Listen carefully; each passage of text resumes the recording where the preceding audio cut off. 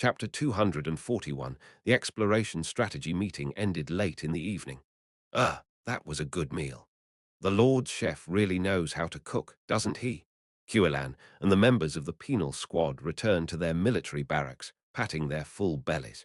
Every time there was a strategy meeting, Ash fed them. The food provided in the barracks was of a higher quality and tasted better than their regular meals, so the penal squad members ate until they were full. They returned to their quarters, relishing their satisfied stomachs. "Welcome back, guys." As they entered their quarters, they were greeted by a warm food aroma, and Curaher was waiting for them. Startled, Quillan and the penal squad members flinched. "Ah, brother, what brings you here?" They said I no longer needed treatment at the temple, so I was discharged. Apart from the curse, Curaher's condition had recovered enough that he didn't need to convalesce at the temple. Though they recommended he stay, Curaher insisted on leaving to look after his younger brother. "Do you know how worried I was thinking you guys might be eating poorly, not cleaning, and not washing your clothes?" "Ah, well, about that. As I expected, look at this place. Haven't I always told you? Live like humans, behave like humans." Looking at Curaher's scolding, Quillan and the penal squad members all thought the same thing. Is he our grandmother? Anyway, I've cleaned, done the laundry and everything. Indeed, the once dirty quarters where 5 men lived was now sparkling clean, and the piles of laundry were washed and neatly hung up. Impressed by Curaher's exceptional homemaking skills, all 5 members of the penal squad clapped in admiration. Curaher smiled warmly and gestured them inside. "You guys must be hungry after working late, right? I've prepared food." And on the dining table were meals for 5. Quillan Pale waved his hands frantically. "Ah, brother, we've already eaten a lot." "What do you mean by a lot? At your age, you should be starving after some activity. You can eat more." "No, we really ate a lot. Besides, you have another exploration mission tomorrow, right? You need to eat well and gather strength. Come on, sit down." Kiraha forcefully grabbed the resisting Quillan's arm. "Look at this, look. You've lost weight from all the hard work. You're all skin and bones. Skin and bones." Looking up at Quillan's massive physique, the rest of the penal squad members broke into cold sweats. Where in the world is there such a huge skeleton? Regardless, under Curaher's insistence, Quillan and the penal squad members had no choice but to sit at the table. Eat a lot. You need to eat more and grow, my adorable siblings." Curaher, with a kind grandmotherly smile, personally tore food into pieces and put it onto the plates of Quillan and the penal squad members. "Eat. I said eat." In the end, all 5 members of the penal squad had to force down a second dinner. As they could eat no more and began to flee with screams, Curaher managed to forcibly sit them down and ensured every last bit of food was consumed. "It's good to see you healthy, brother." Outside the military lodgings, the relaxation area, Quillan, panting heavily while holding onto his distended belly due to overeating, looked with concern at the figure standing next to him. "Isn't this too much? Right after getting discharged, you're cleaning, doing laundry and cooking. You don't need to feel burdened to take care of us. Look after yourself more. After I got like this, I've only been a burden to you all." Curaher leaned on the staff he got from the temple. It was difficult for him to walk because of his mummified left leg. Using the end of his staff, Curaher lightly tapped his left leg and muttered bitterly, "When there's something to be done, I'll do it if I can." Quillan, who had been silently observing his brother, grinned. "Once we reclaim our homeland, the curse on our bodies will be lifted. Just hold on a little longer, bro." "Yeah," Curaher gazed far to the north. "I want to go back soon, to our homeland." After a brief silence, Curaher changed the topic. "So how is it, little bro? How does it feel to work and earn a salary?" "It's not as bad as I thought." Quillan shrugged with a smile. "It does feel awkward, like wearing ill-fitting clothes, but the feeling isn't too bad. We never had the chance to live this kind of life. I'm glad you got this opportunity." Immediately after, Curaher let out a deep sigh. "Except for the fact that your job is too dangerous. How about the exploration tomorrow? Isn't it dangerous?" "Well, according to the prince, it seems like it's going to be a pretty tough battle. But you know I have incredible luck, right?" Quillan winked at his brother. "I've inherited your awesome fortune, so it'll be fine tomorrow as well. The name Curaher of great luck, the miraculous Curaher. I Quillan have inherited it, so just wait and don't worry, bro." Slowly, Curaher raised his left fist and held it out. Here, take some more, my luck. Huelan, chuckling, raised his own fist in response. I won't refuse, gladly. The brothers' fists met in the air and then parted. The next morning, at the Lord's mansion, as party members began to arrive, Kellerby came in person, carrying the silver nail shooter I ordered. Is your back feeling better? Clank. Wow, it works. While I was testing the silver nail shooter attached to my arm, Kellerby asked with a worried expression, You're going to assault the inner gate checkpoint today? It's pretty tough there. We have to get past there to enter the 6th zone. We'll have to face it someday anyway. It's best to strike while the iron is hot, right? That's true. But be careful. I've seen a lot of guys fall there and not get up. Kellerby, after advising, exclaimed, Ah, and pulled out a small pouch from his belongings to hand it to me. Also, could you give this to Nameless on your way? What's this? A magic sharpening stone. While I'm not around, Nameless might need to maintain her sword. It's really old and needs frequent care. It seemed like a small errand on my way, so I took it. Upon viewing the vast expanse of the game world, Ash wondered aloud. By the way, what exactly is that black weapon of Nameless? It's emitting light.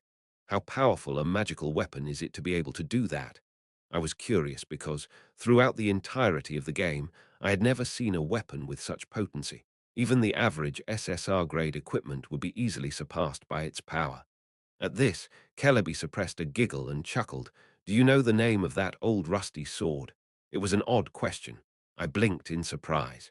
Judging by its power, I'd assume it would have a legendary name, something out of a myth perhaps. What is it? It's called Ordinary Iron Sword. What? It's nothing more than a sturdy old blade without any particular abilities. But how does such an ordinary sword wield such power? Kellerby shrugged mischievously in front of my bewildered face. Who knows? You might want to ask Nameless about that. I furrowed my brows in dissatisfaction. Why do people around here always avoid giving spoilers? Now loading. Tip, the difficulty sharply rises from the 6th zone of the Lake Kingdom dungeon. Make sure you're well prepared before entering. Flash, Lake Kingdom, base camp. Upon landing in this now familiar territory, reminiscent of the backyard of a mansion, I saw that a few people had gathered. There was the teleporting NPC, Grandma Coco, Verdandi from our party, and Nameless, the dungeon merchant NPC, Nameless. I approached to greet her warmly, but something seemed off. Ah, Ash, you're here. The once clean Nameless was filthy. Just a few days ago, she had been freshly washed, but now she was covered in dirt and blood. Her once silky white hair was disheveled, sticking out in every direction. Her doll-like beautiful face was hidden by the strands of her messy hair. I couldn't help but react with dismay. Why are you so dirty after I took the time to clean you up? In this hell, cleanliness is a luxury. Nameless replied calmly, scratching her head. I had some intense battles these past days and ended up like this again. Or maybe you're just messy. On Nameless' dirty white hair, the red ribbon that Ada had tied for her last time dangled pitifully. At least she kept that on. I handed Nameless the magic sharpening stone I got from Kellerby. Gratefully, Nameless took it and immediately began sharpening her old sword. I was just thinking I needed to maintain my sword. It was troublesome without Kellerby.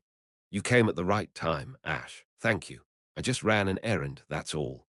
As Nameless worked the stone, producing magical sparks that flew from the blade, I remembered what Kellerby told me. I hesitated, wondering whether to ask about the true nature of that old sword. Nameless glanced at me. Verdandi told me, You plan to attack the inner fortress checkpoint today? Yeah, I thought it might be time to venture deeper into the dungeon. Nameless sighed deeply. I'd like to stop you if I could, but then you'd never make it to the other side. I blinked. Want to block me? Why? Be careful, Ash. The deeper you go, the darker it becomes. Nameless repeated the warning I've heard countless times. Never ever extinguish the flame. May luck be with you. For some reason, that farewell sounded more ominous today. Nameless began tending to her sword, and leaving her behind at the base camp, my party members and I set forth, deep into the dungeon, toward the checkpoint in Zone 6, after leaving Zone 5 and entering the beginning of Zone 6. Ha! What is? What's this? The party members simultaneously gasped in surprise. It was because they felt the surrounding darkness intensify all at once. It felt as if the night sky was descending to the ground. The high ceiling seemed to close in on us, making it hard to breathe. Crawling, crawling, scratching, scratching. The unique sound of this place's darkness, like bugs nibbling, had grown significantly louder. From here on, it's the Lake Kingdom's depths, also known as the real dungeon. Verdandi, who had been leading the way, turned to us with a grim expression. I've seen countless adventurers die here over the centuries. Most of them lost their lives in this place. Many skilled and talented individuals fell, unable to overcome the challenges of these depths. Holding her lantern higher, Verdandi once again took the lead. I earnestly ask of you, brace yourselves, and I hope you remain intact. Suppressing our unease, we pushed through the jungle-like darkness. We delved deeper into the heart of the Lake Kingdom, pushing through the encroaching darkness just as we finally made our way in. Ah, we had arrived. At the long wall, encompassed by shadows as vast as a mountain range. So this is the inner sanctuary of the Lake Kingdom. Then, something strange caught my eye. The state of the wall, separating the city's inner and outer sanctums. It was bizarre.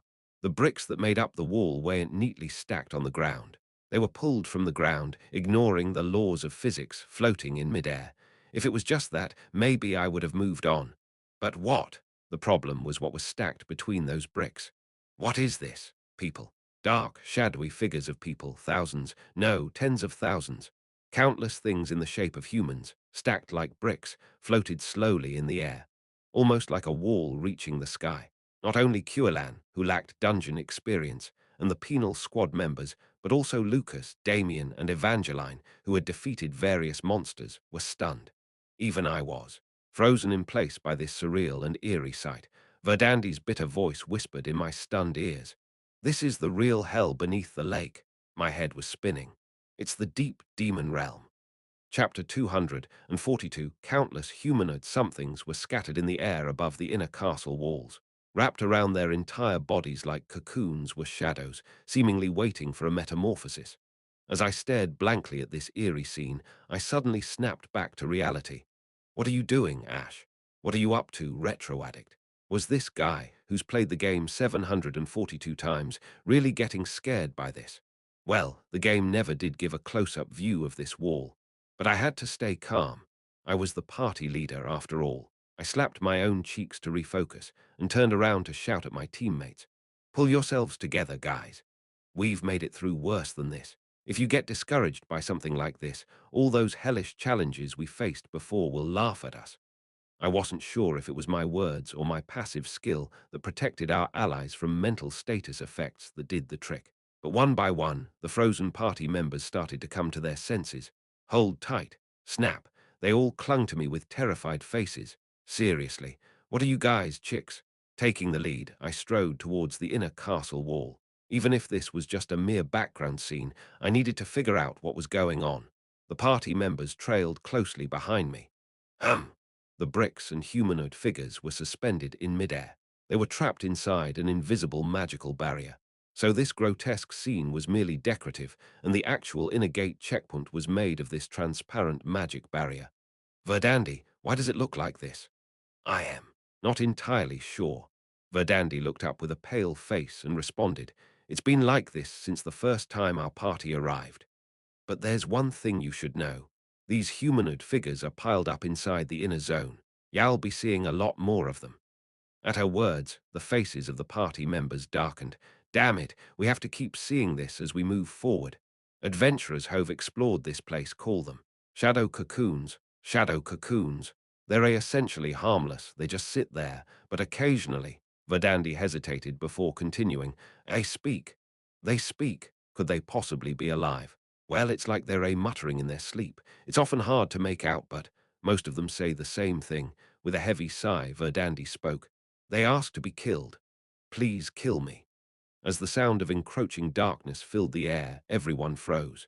Wah! Suddenly, Verdandi shouted and flung her arms up. Mama! Ah! Squawk! Behind me, Evangeline, Damien, and Quillan screamed and jumped. Seriously, Quillan, cut it out. Ha ha, sorry about that. You all look so tense, I thought it'd lighten the mood a bit. Seriously, you almost gave me a heart attack. In reality, Quillan was lying on the ground, frothing at the mouth. Someone, please tend to this big guy, I pleaded.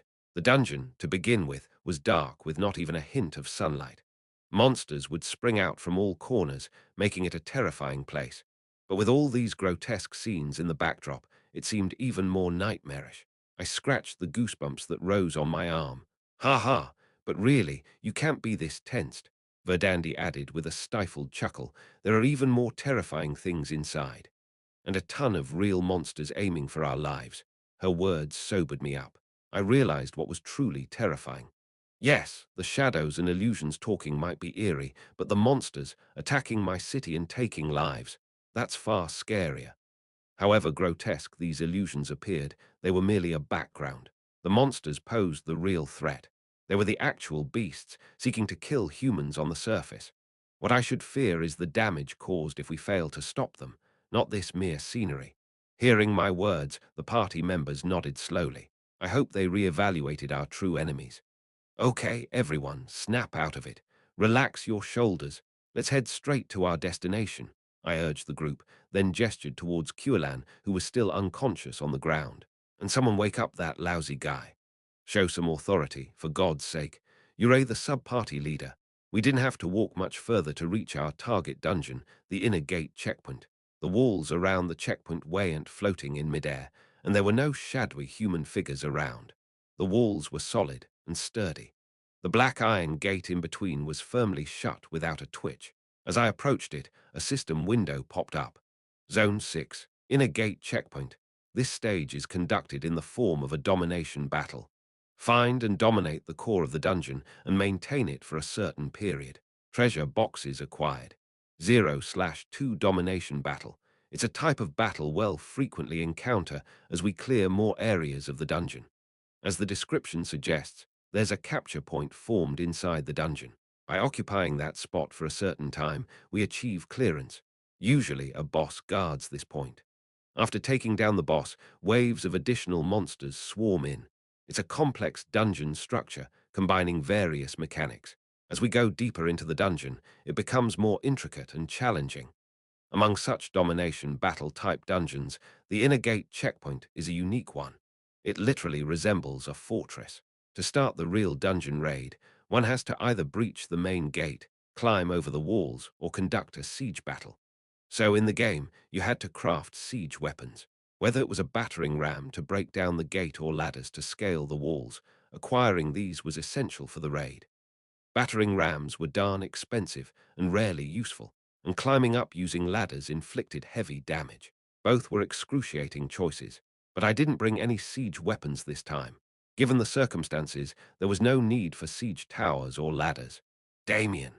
After preparing the other party members for the assault, I instructed Damien. Fire it full power. Yes, Damien pointed his Black Queen forward and immediately activated the Nightmare Slayer mode. Clank, clank. The long barrel of the magic gun morphed on its own, eventually forming 2 elongated rails. Subsequently, 7 magic bullets between the rails condensed into a single massive one. Zap, zap. Magic currents sparked between the rails, signaling they were ready, and then, boom, it fired. The magic bullet, shattering the barrel of the magic gun, lodged itself into the thick castle gate. Groan.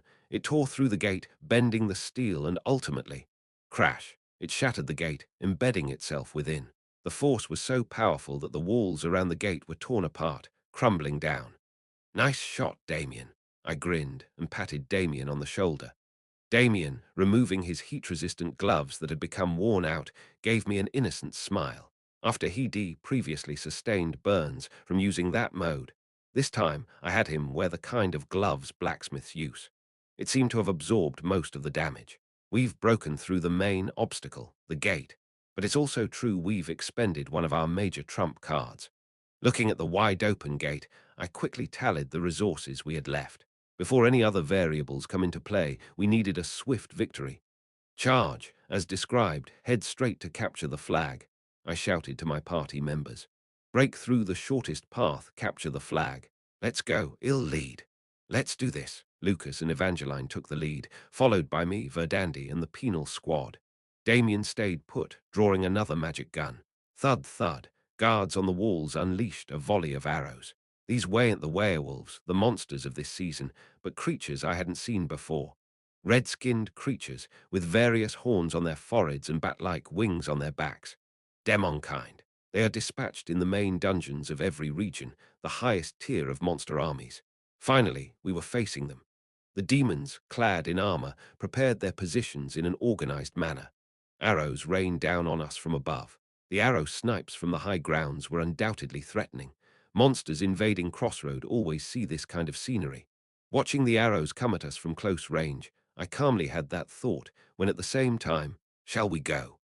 Evangeline crouched down on the spot with her short legs and then leaped high. Squirreling into the air, Evangeline raised her shield in midair, blocking the first wave of incoming arrows. Patter-patter. The sound resembled rain hitting a window as Evangeline's shield glowed brightly. Soon after, that bright light transferred to Evangeline's lance. Slash. Evangeline swung her magic lance horizontally, dispersing the accumulated light in all directions. A fierce wind swept in, brushing away all the arrows in its path. Using the shield's damage save ability, the accumulated damage was unleashed through the cavalry spear's damage payback, effectively blocking the rain of arrows. Woohoo! Evangeline, her platinum hair flying, landed beside me, her large green eyes blinking and beckoning. Now praise me quick. Nice cover, Evangeline. Hee hee hee. Evangeline flashed her teeth in a grin. She really could be so childish. Before the second wave of arrows could hit, we had to pass beneath the castle gate. Lucas, activating Step of Persistence, dashed out at the forefront. Thud, thud, thud. At that moment, heavily armored demon soldiers stood in the now vacant castle gate, holding shields as large as their own bodies. Were they intending to block the entrance with their bodies? Ha! Without hesitation, Lucas, running headlong, had a dazzling array of lights swirling around his longsword. Flash. With Soul Strike activated, he cut through the demon soldiers, sending them flying sideways with their shields. Lucas' first skill, having been diligently stacked up till now, possessed an immense destructive power. Having shattered the enemy's defense, Lucas immediately turned to look at me. I promptly gave him a thumbs up. Nice charge, Lucas. Lucas puffed up like a big dog basking in praise. In contrast, Evangeline frowned slightly. Were they always this hungry for compliments? Or have I been stingy all this time? Tang, tang. Outside, Damien took down archers on the walls one by one with precise shots. Meanwhile, our main force safely made it inside the castle gate. Verdandi, assist with clearing the top of the wall. Can you manage alone? For someone called an assassin, I am pretty capable. Don't worry. Verdandi immediately climbed the inner castle walls. With the support of Verdandi and Damien sniping, the top should be cleared out in no time. Lucas cut down the demon soldiers blocking our main force's path, while Evangeline smacked them away, clearing them out swiftly. It didn't take long for us to reach the capture point, the flagpole, and below the empty flagpole where no flag hung, a boss monster awaited. It was a massive demon, clad in armor without any gaps, and 4 large horns protruded from its forehead. Ding, a system window updated simultaneously. Inner checkpoint capture point reached. Defeat the boss and maintain control for 5 minutes. LV-40 Demon Gatekeeper, Checkpoint Supervisor Baltimore, this place is reserved for the citizens of the Lake Kingdom. A weary voice echoed from the boss monster. Those without citizenship cannot enter. Thud, the monster, brandishing its massive mace, growled menacingly. Present your ID and documentation. I will assess if you are qualified to enter this chosen land. Like other dungeon bosses, this one too was spouting oddly contextual dialogue. If I knew it was going to be like this, it'd have brought my passport. I teasingly produced a black jade medallion reserved for the royal family and waved it around. Will this get me access, Mr. Supervisor? Thud. In response, the boss monster violently slammed its mace to the ground. Annoyed, I pocketed the medallion and pulled out my magic staff instead. Thought you'd assess it, you bastard. Entry denied. Turn back. We're not here to harm anyone. We just want to take down your king and leave, okay? As I swung my staff, my party members charged head-on. Facing us, the boss monster 2 charged forward. Chapter 243 Crash. The Demon Gatekeeper, Checkpoint Overseer Baltimore. Lucas and Evangeline were the first to rush in, halting its monstrous charge. The massive demon, clad in impeccable armor, groaned and stopped in its tracks. Penal Squad, I commanded the waiting Quillan and the Penal Squad. It's your turn. Hell yeah, let's do this. The strategy was pre-devised to confront this boss monster solely with the Penal Squad. In any case, the penal squad was the strongest sub-party under my command. They were expected to excel in defending Stage 10 as well. I can't fail to defeat a boss of this caliber. Lucas and Evangeline swiftly retreated to either side, and seizing the opportunity, I swung my staff lightly, tapping the shoulders of the penal squad members. Ding, ding, ding. With its unique sound effect, a random buff was applied to the bodies of the 5 penal squad members. Oh man, I feel so powered up. The buff lasts for 3 minutes. Be careful not to suddenly lose strength. Heh, so all I need to do is bash that monster within 3 minutes. Thump. With a sly smile, Hualan clenched his fists in front of his chest. His right hand bore the lucky strike, and a regular gauntlet adorned his left. Ever since the old days, we've been good at beating up armored soldiers. Today, I'll give you a proper demonstration, Your Majesty. I am looking forward to it, Hualan. I said so, but I quickly signaled Lucas and Evangeline with my eyes. Both knights instantly nodded in understanding. Should the penal squad, especially the frail-bodied Hualan, find themselves in danger, the 2 knights would intervene. Despite his combat skills, Hualan was an unstable close combat dealer because of his glass body trait. Even with several safety mechanisms in his equipment, I couldn't help but worry. Swoosh. Amid this tense situation, Hualan and the penal squad charged at the boss monster. A red aura emanated from Hualan's body. It was his self-buff skill, Leaf Drift. This red aura extended from his limbs, reaching out and striking the boss monster's armor. Clang and bang. It sounded like a hammer striking metal. Hualan's first skill, Leaf Crush, a skill that delivers a strike, ignoring the opponent's armor. The boss monster, despite its thick armor, flinched in surprise as the damage registered. Continuous strikes. Go, go, go. Bang, boom, and crash. As Hualan's fists descended upon the armor, a red aura trailed behind, dispersing in all directions, just like falling leaves. Is that why all his skills have the term leaf in them? Vroom. The boss monster swung the club in its hand horizontally. Hualan effortlessly dodged the massive swing and continued his barrage of punches and kicks. Demon-type monsters differed from other monsters in that they didn't have clear strengths or weaknesses. However, they possessed stats superior to humans in every aspect, and like humans, could utilize equipment. In other words, they were no different from strong humans. The more skilled one was at battling humans, the easier it became to combat the demon type. This is too predictable. I was worried about facing a boss, but is this all it's got? For several decades, Hualan, fitting of his title as the Bandit King, skillfully dodged enemy attacks, and conversely, led the battle by landing his blows. Whoa, our captain's doing great. All right, let's slowly join in. If we don't help now, we'll get an earful later. As his subordinates began to approach lazily, Hualan shouted at them. I was about to scold you all anyway. Hurry up and help. Yeah, we're on it. The penal squad members, who had been in sync with Hualan for a long time, adeptly covered Hualan's weak points, enhancing his attacks with their follow-ups, guiding the course of the battle.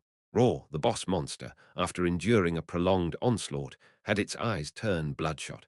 Tearing off the armor on its body, it spread its leathery wings wide. Phase 2 of the Demon Gatekeeper. Its attack and speed increased, but in exchange, its defense significantly decreased.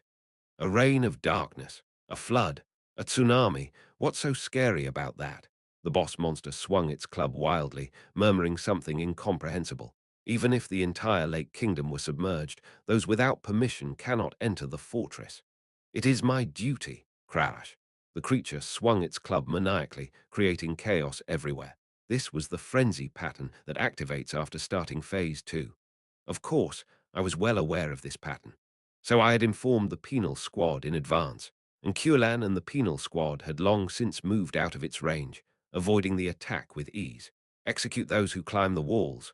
No matter the emergency, we must follow the law. Instant judgment for all. Instant judgment. Just as the frenzy pattern ended and the demon gatekeeper momentarily slowed from exhaustion charge, Hualan and the penal squad members charged at it from all sides. Thud, thump, slam. Their weapons pierced into the demon's red flesh. Ugh. With a slight delay, Hualan, clenching his fists, struck the boss monster directly. The Bandit King's fists were swirling with a fiery red energy. Boom. First, his left fist struck the demon gatekeeper's vital point.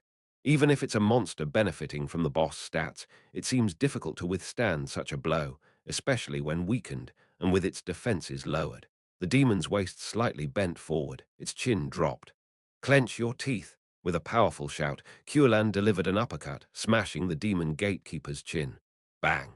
The demon gatekeeper's head snapped back, and from Kuelan's right hand, a fierce red gust surged due to the lucky strike. In the corner of my vision, the number that appeared in the lucky strike slot was 333. Holy crap, triple three. Although not as great as 777, it was still a jackpot. Was this real luck? Having been struck squarely on its weak point, and on top of that with the lucky strike showing jackpot numbers, the demon gatekeeper spat out blood and collapsed. The checkpoint always checks visitors by the law. Shut up, damn you, just drop dead. While the demon gatekeeper crumbled, Kuelan's fists landed one last time on each side of its jaw. Thud. The enormous body of the demon gatekeeper fell heavily onto the ground. Phew! As the monster lay motionless, Kuelan, lightly dusting off his hands, chuckled and looked over at me. For all the tension, that wasn't so tough.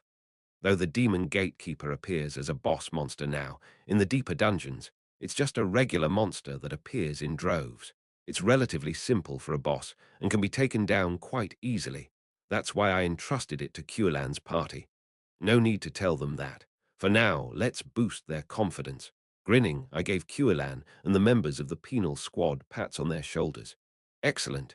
Now you truly seem like a frontline party for the monster front. Ha ha ha. I can feel us getting stronger day by day. At this rate, who knows? Maybe well surpass the prince's direct party. Kuelan, brimming with pride, beamed and boasted, causing the penal squad members to burst into roaring laughter. Ha ha ha. Did I mishear, mister? I thought I heard some cute nonsense.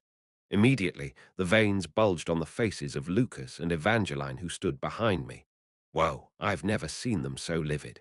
Looks like we might need another training session on our way back. Why wait until then? We could straighten them out right here. Caught between the penal squad, who were celebrating their victory over the boss monster, and the two knights ready to remind them of their pecking order, I tried to mediate. Hey, the dungeon's not cleared yet.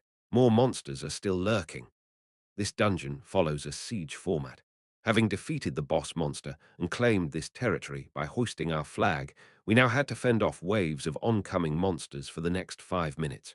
No sooner had I finished speaking than hordes of demonic soldiers began pouring in from all directions. Verdandi and Damien, having secured the ramparts, hurriedly joined us. Form defensive lines. At my shout, our pre-trained party of 10 formed a protective circle. There's no need to hold back any longer. To the still agitated knights, I subtly remarked, Go wild. Lucas and Evangeline grimly smiled, brandishing their weapons. That's right, let's show these rookies how different our main party is. 5 minutes later, all the demon soldiers were repelled, mostly by Lucas and Evangeline, and the siege was a success. The dungeon was cleared. Flutter, the Empire's flag signifying the completion of the siege, rose majestically. Damien cheered. Ha! So does this place now fully belong to us? Sadly, no. Dungeons reset each season. The territory we've claimed here won't remain ours, and after we proceed to the next stage, the dungeon will be populated with monsters again. The gate we destroyed will be perfectly restored. This siege was merely a mode of clearing, not a true conquest of land. While it's a pity that we couldn't maintain the occupation, if you think about it differently, it's basically replenishing the monsters and supplying experience points. Having even one more dungeon available for farming is advantageous for us. As I explained, Damien looked up at the fluttering Empire flag, appearing slightly disappointed. In the meantime, the party members searched and looted treasure chests.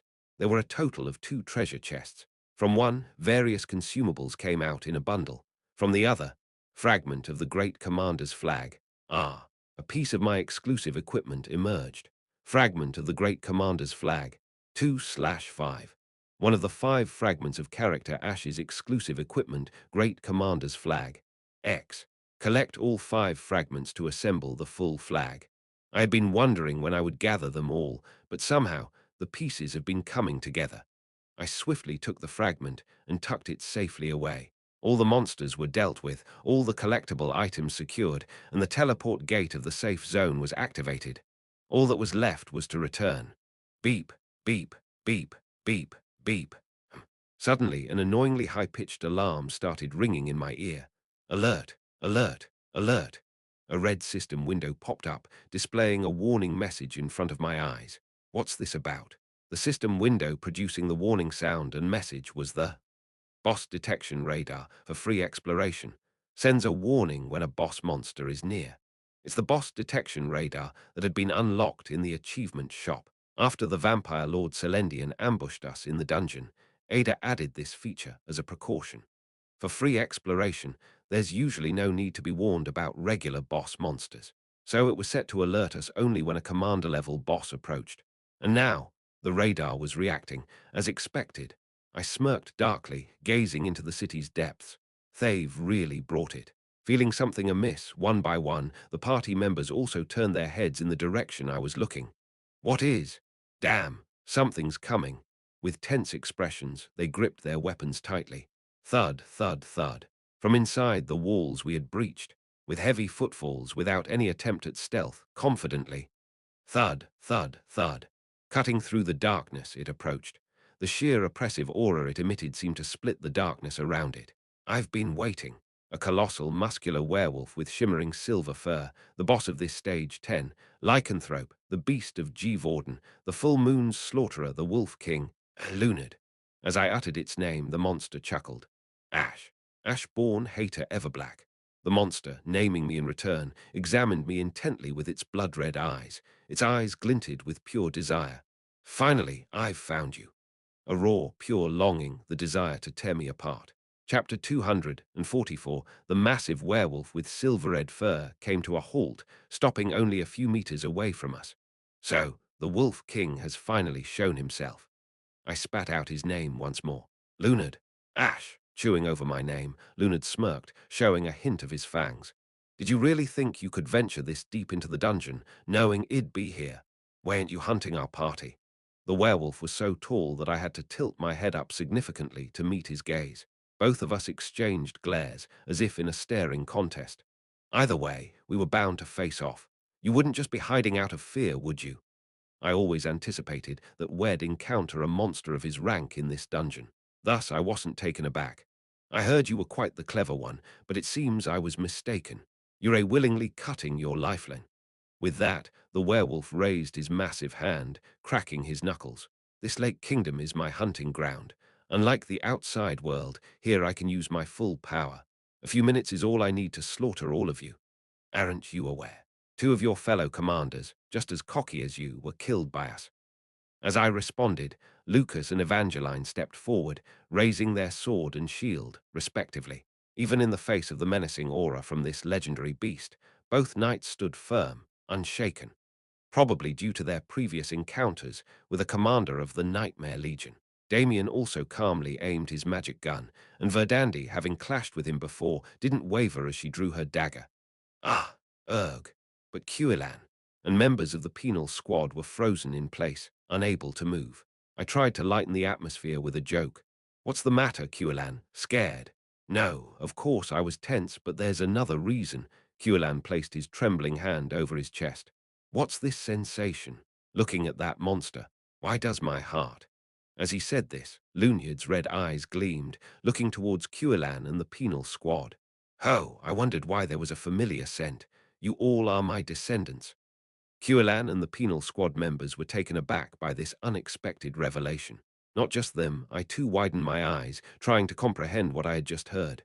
What did he say? What nonsense are you spouting, you freak? As Quillan snapped, Lunard laughed heartily. In the distant past, after consuming the blood of a foreign god, casting away humanity, and merging with beasts, the first werebeast came into existence. He pointed to himself with his hand covered in silver-red fur.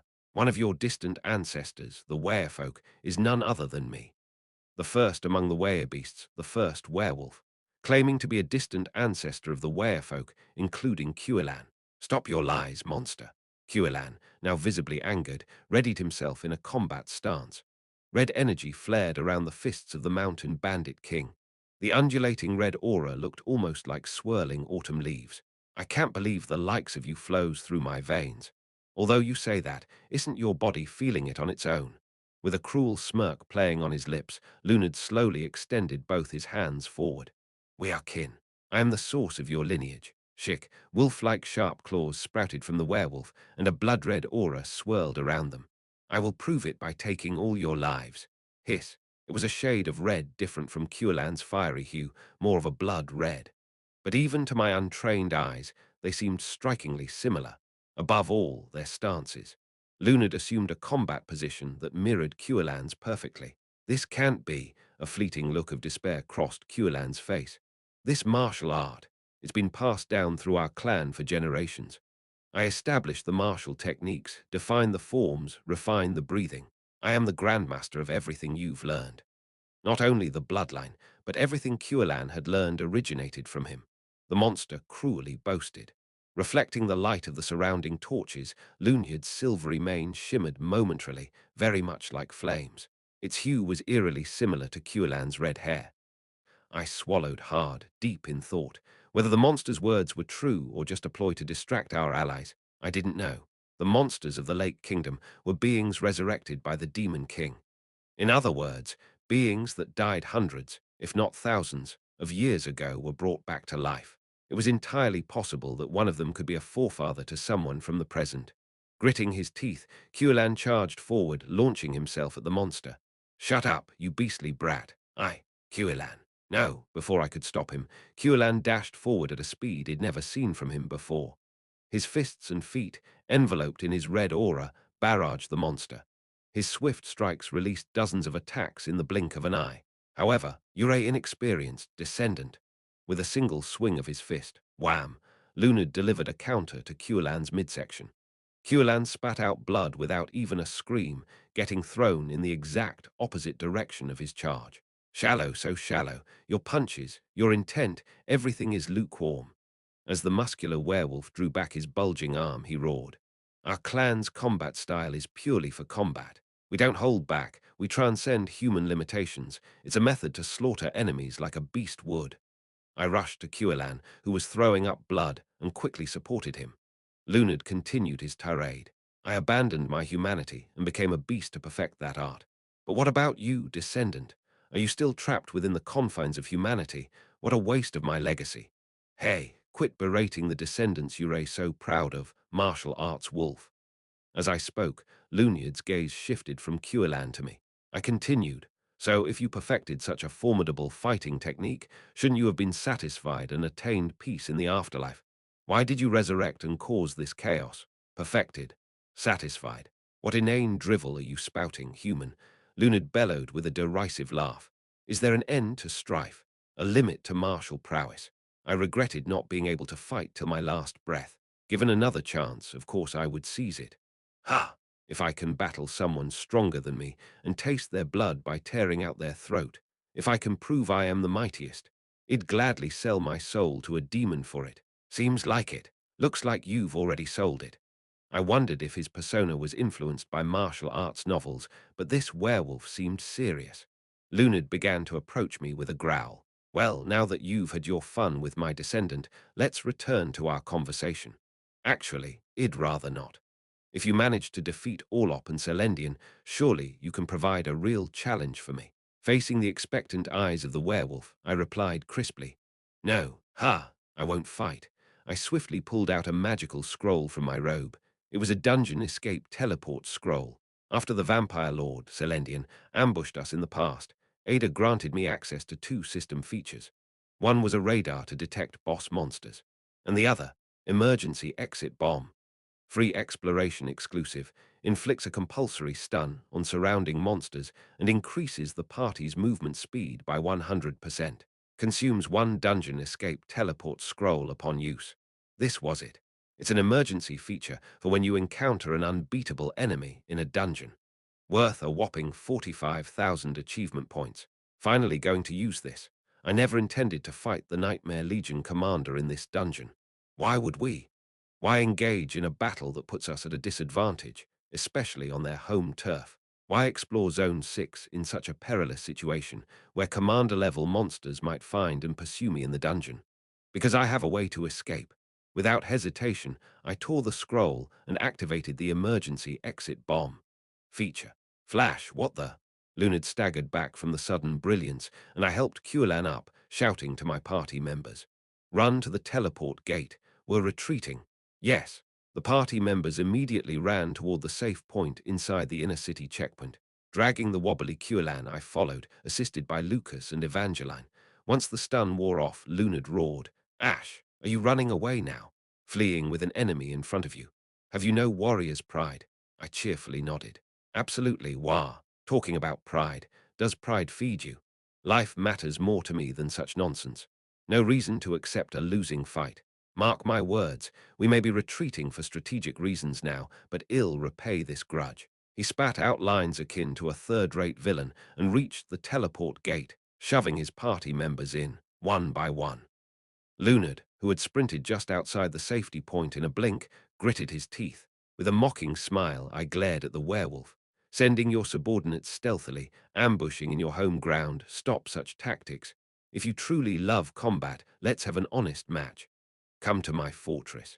Whether your centuries-old skin is saggy or just rot, I'll tear it apart with my crossfire.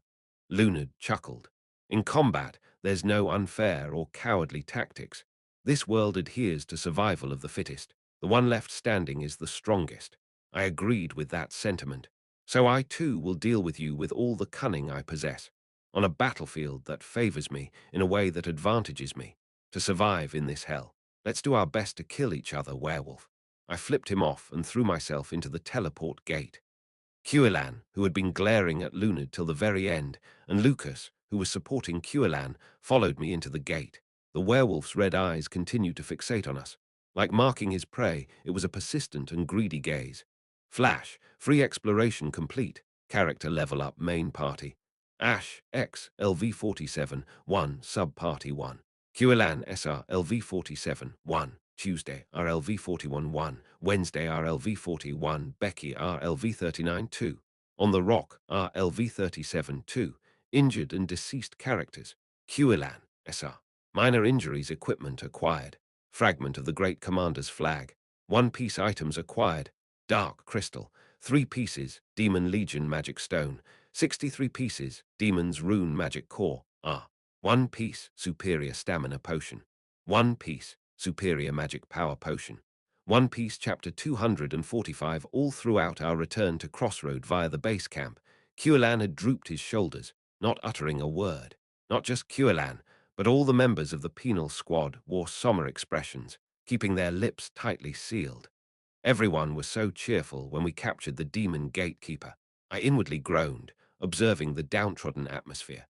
Sure, it might be a downer if one's ancestors were rumored to be such monstrous wolves. Koreans say they have a bear among their ancestors. I almost began recounting the garlic and mugwort-scented love story of Dangun and the bear woman, but I held back.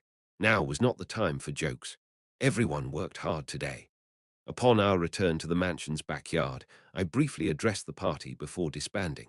It wasn't intentional, but we got to meet the enemy leader of this defense battle in advance, and that's a significant gain. I recalled the surprise attack by the vampire lord, Selendian, from the dungeon. Back then, we got thoroughly thrashed. The entire main party was overpowered without putting up a fight. Yet, thanks to that defeat, we found a clue to become stronger, which eventually led to his defeat. The same goes for this time. This encounter will be the key to our strategy. Lunard, the Wolf King. Like Selendian, the vampire lord we previously defeated, he's a named monster commander. Of course, I've killed him countless times in the game. He doesn't possess intricate mechanics or a diverse set of skills like Selendian. He's just purely physically strong. His stats are high, and each of his blows is painful. Sometimes, this kind of opponent can be even more bothersome. And he plays a lot of dirty tricks. Unlike his straightforward combat prowess, the Werewolf Legion is known for their unpredictable actions. In the game, they'd use diversionary tactics, ambushes, and even strategies outside the fortress. They were truly despicable. Why would they resort to underhanded tactics in a battle? Wolves are clever animals. They're even more so when it comes to hunting. It's highly likely they'll act brutally and deceptively in this defense battle. A cunning and dirty monster legion led by a purely powerful commander. That's the werewolves. Simply terrifying. Based on my in-game knowledge, I briefly briefed on the standard way to confront Lunard and his legion.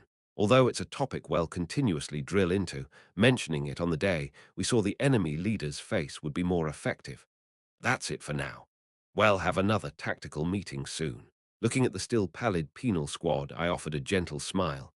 Tonight, no more worries. Rest well. Hulan didn't respond, hanging his head low. I clapped. Okay, disband. Go eat, clean yourselves, and sleep. Crossroad Barracks, the penal squad's quarters.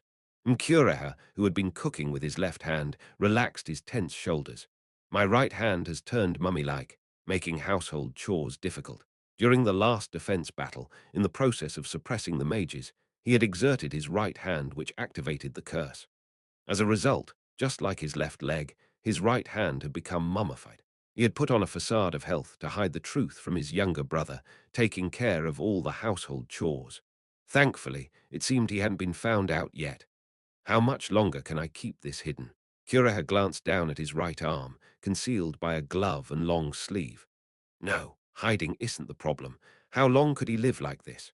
Sooner or later, he'd have to keep exerting himself, and not just his right arm and left leg, but his entire body would be consumed by the curse.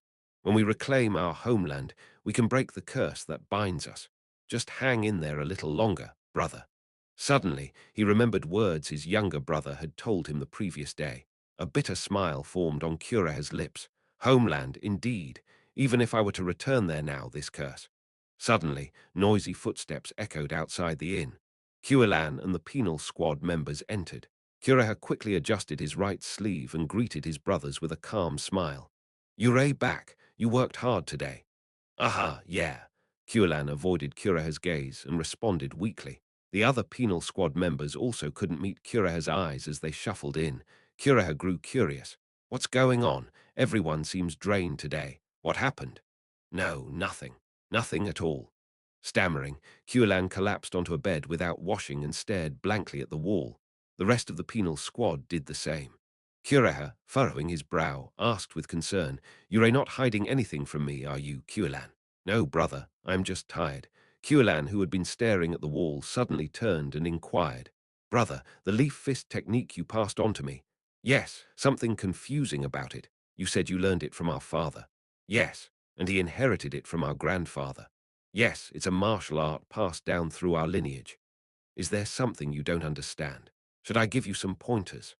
As he said this, Kureha realized he'd made an error.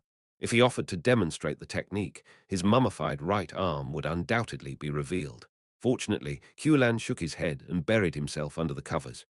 "I'm just tired. Let me rest for a bit, brother." While it might seem comical for such a large, bear-like young man to act this way to outsiders, to Kureha, Huilan was still his younger, smaller brother. "All right, I'll prepare some food. Eat when you're hungry." Huilan didn't respond. Kureha rose and proceeded to the kitchen to finish cooking. The rhythmic breathing of his large brother and the soft bubbling of the pot he was tending to filled the air. Both brothers had truths they kept from each other. Sometimes they believed keeping secrets was the best way to protect one another, blissfully unaware that catastrophe was near. The peaceful evening wore on with just a few days left. That night, while everyone was resting, in the vacant training ground of the barracks, three individuals quietly met. It was Lucas, Evangeline, and Damien. "I'm sorry for calling you when you must be tired." As Lucas turned to look at Evangeline and Damien, both shook their heads. "No, it's fine, Sir Lucas. I actually wanted to gather everyone in the first place," Evangeline responded. "And me too. I've been feeling restless, like I can't just sit still," Damien added. At their words, Lucas silently nodded in agreement. All three felt the same sensation. Enlightenment was right before their eyes. The next level of combat was within reach. But that level seemed elusive, appearing and disappearing like a mirage. Taking all our battle experiences, it feels like we are on the verge of crafting our unique combat strategy. But we can't seem to grasp its essence, Lucas said, clenching his empty hand. Evangeline hummed in agreement, "Same here. I feel like I am just one step away, but taking that step seems so hard."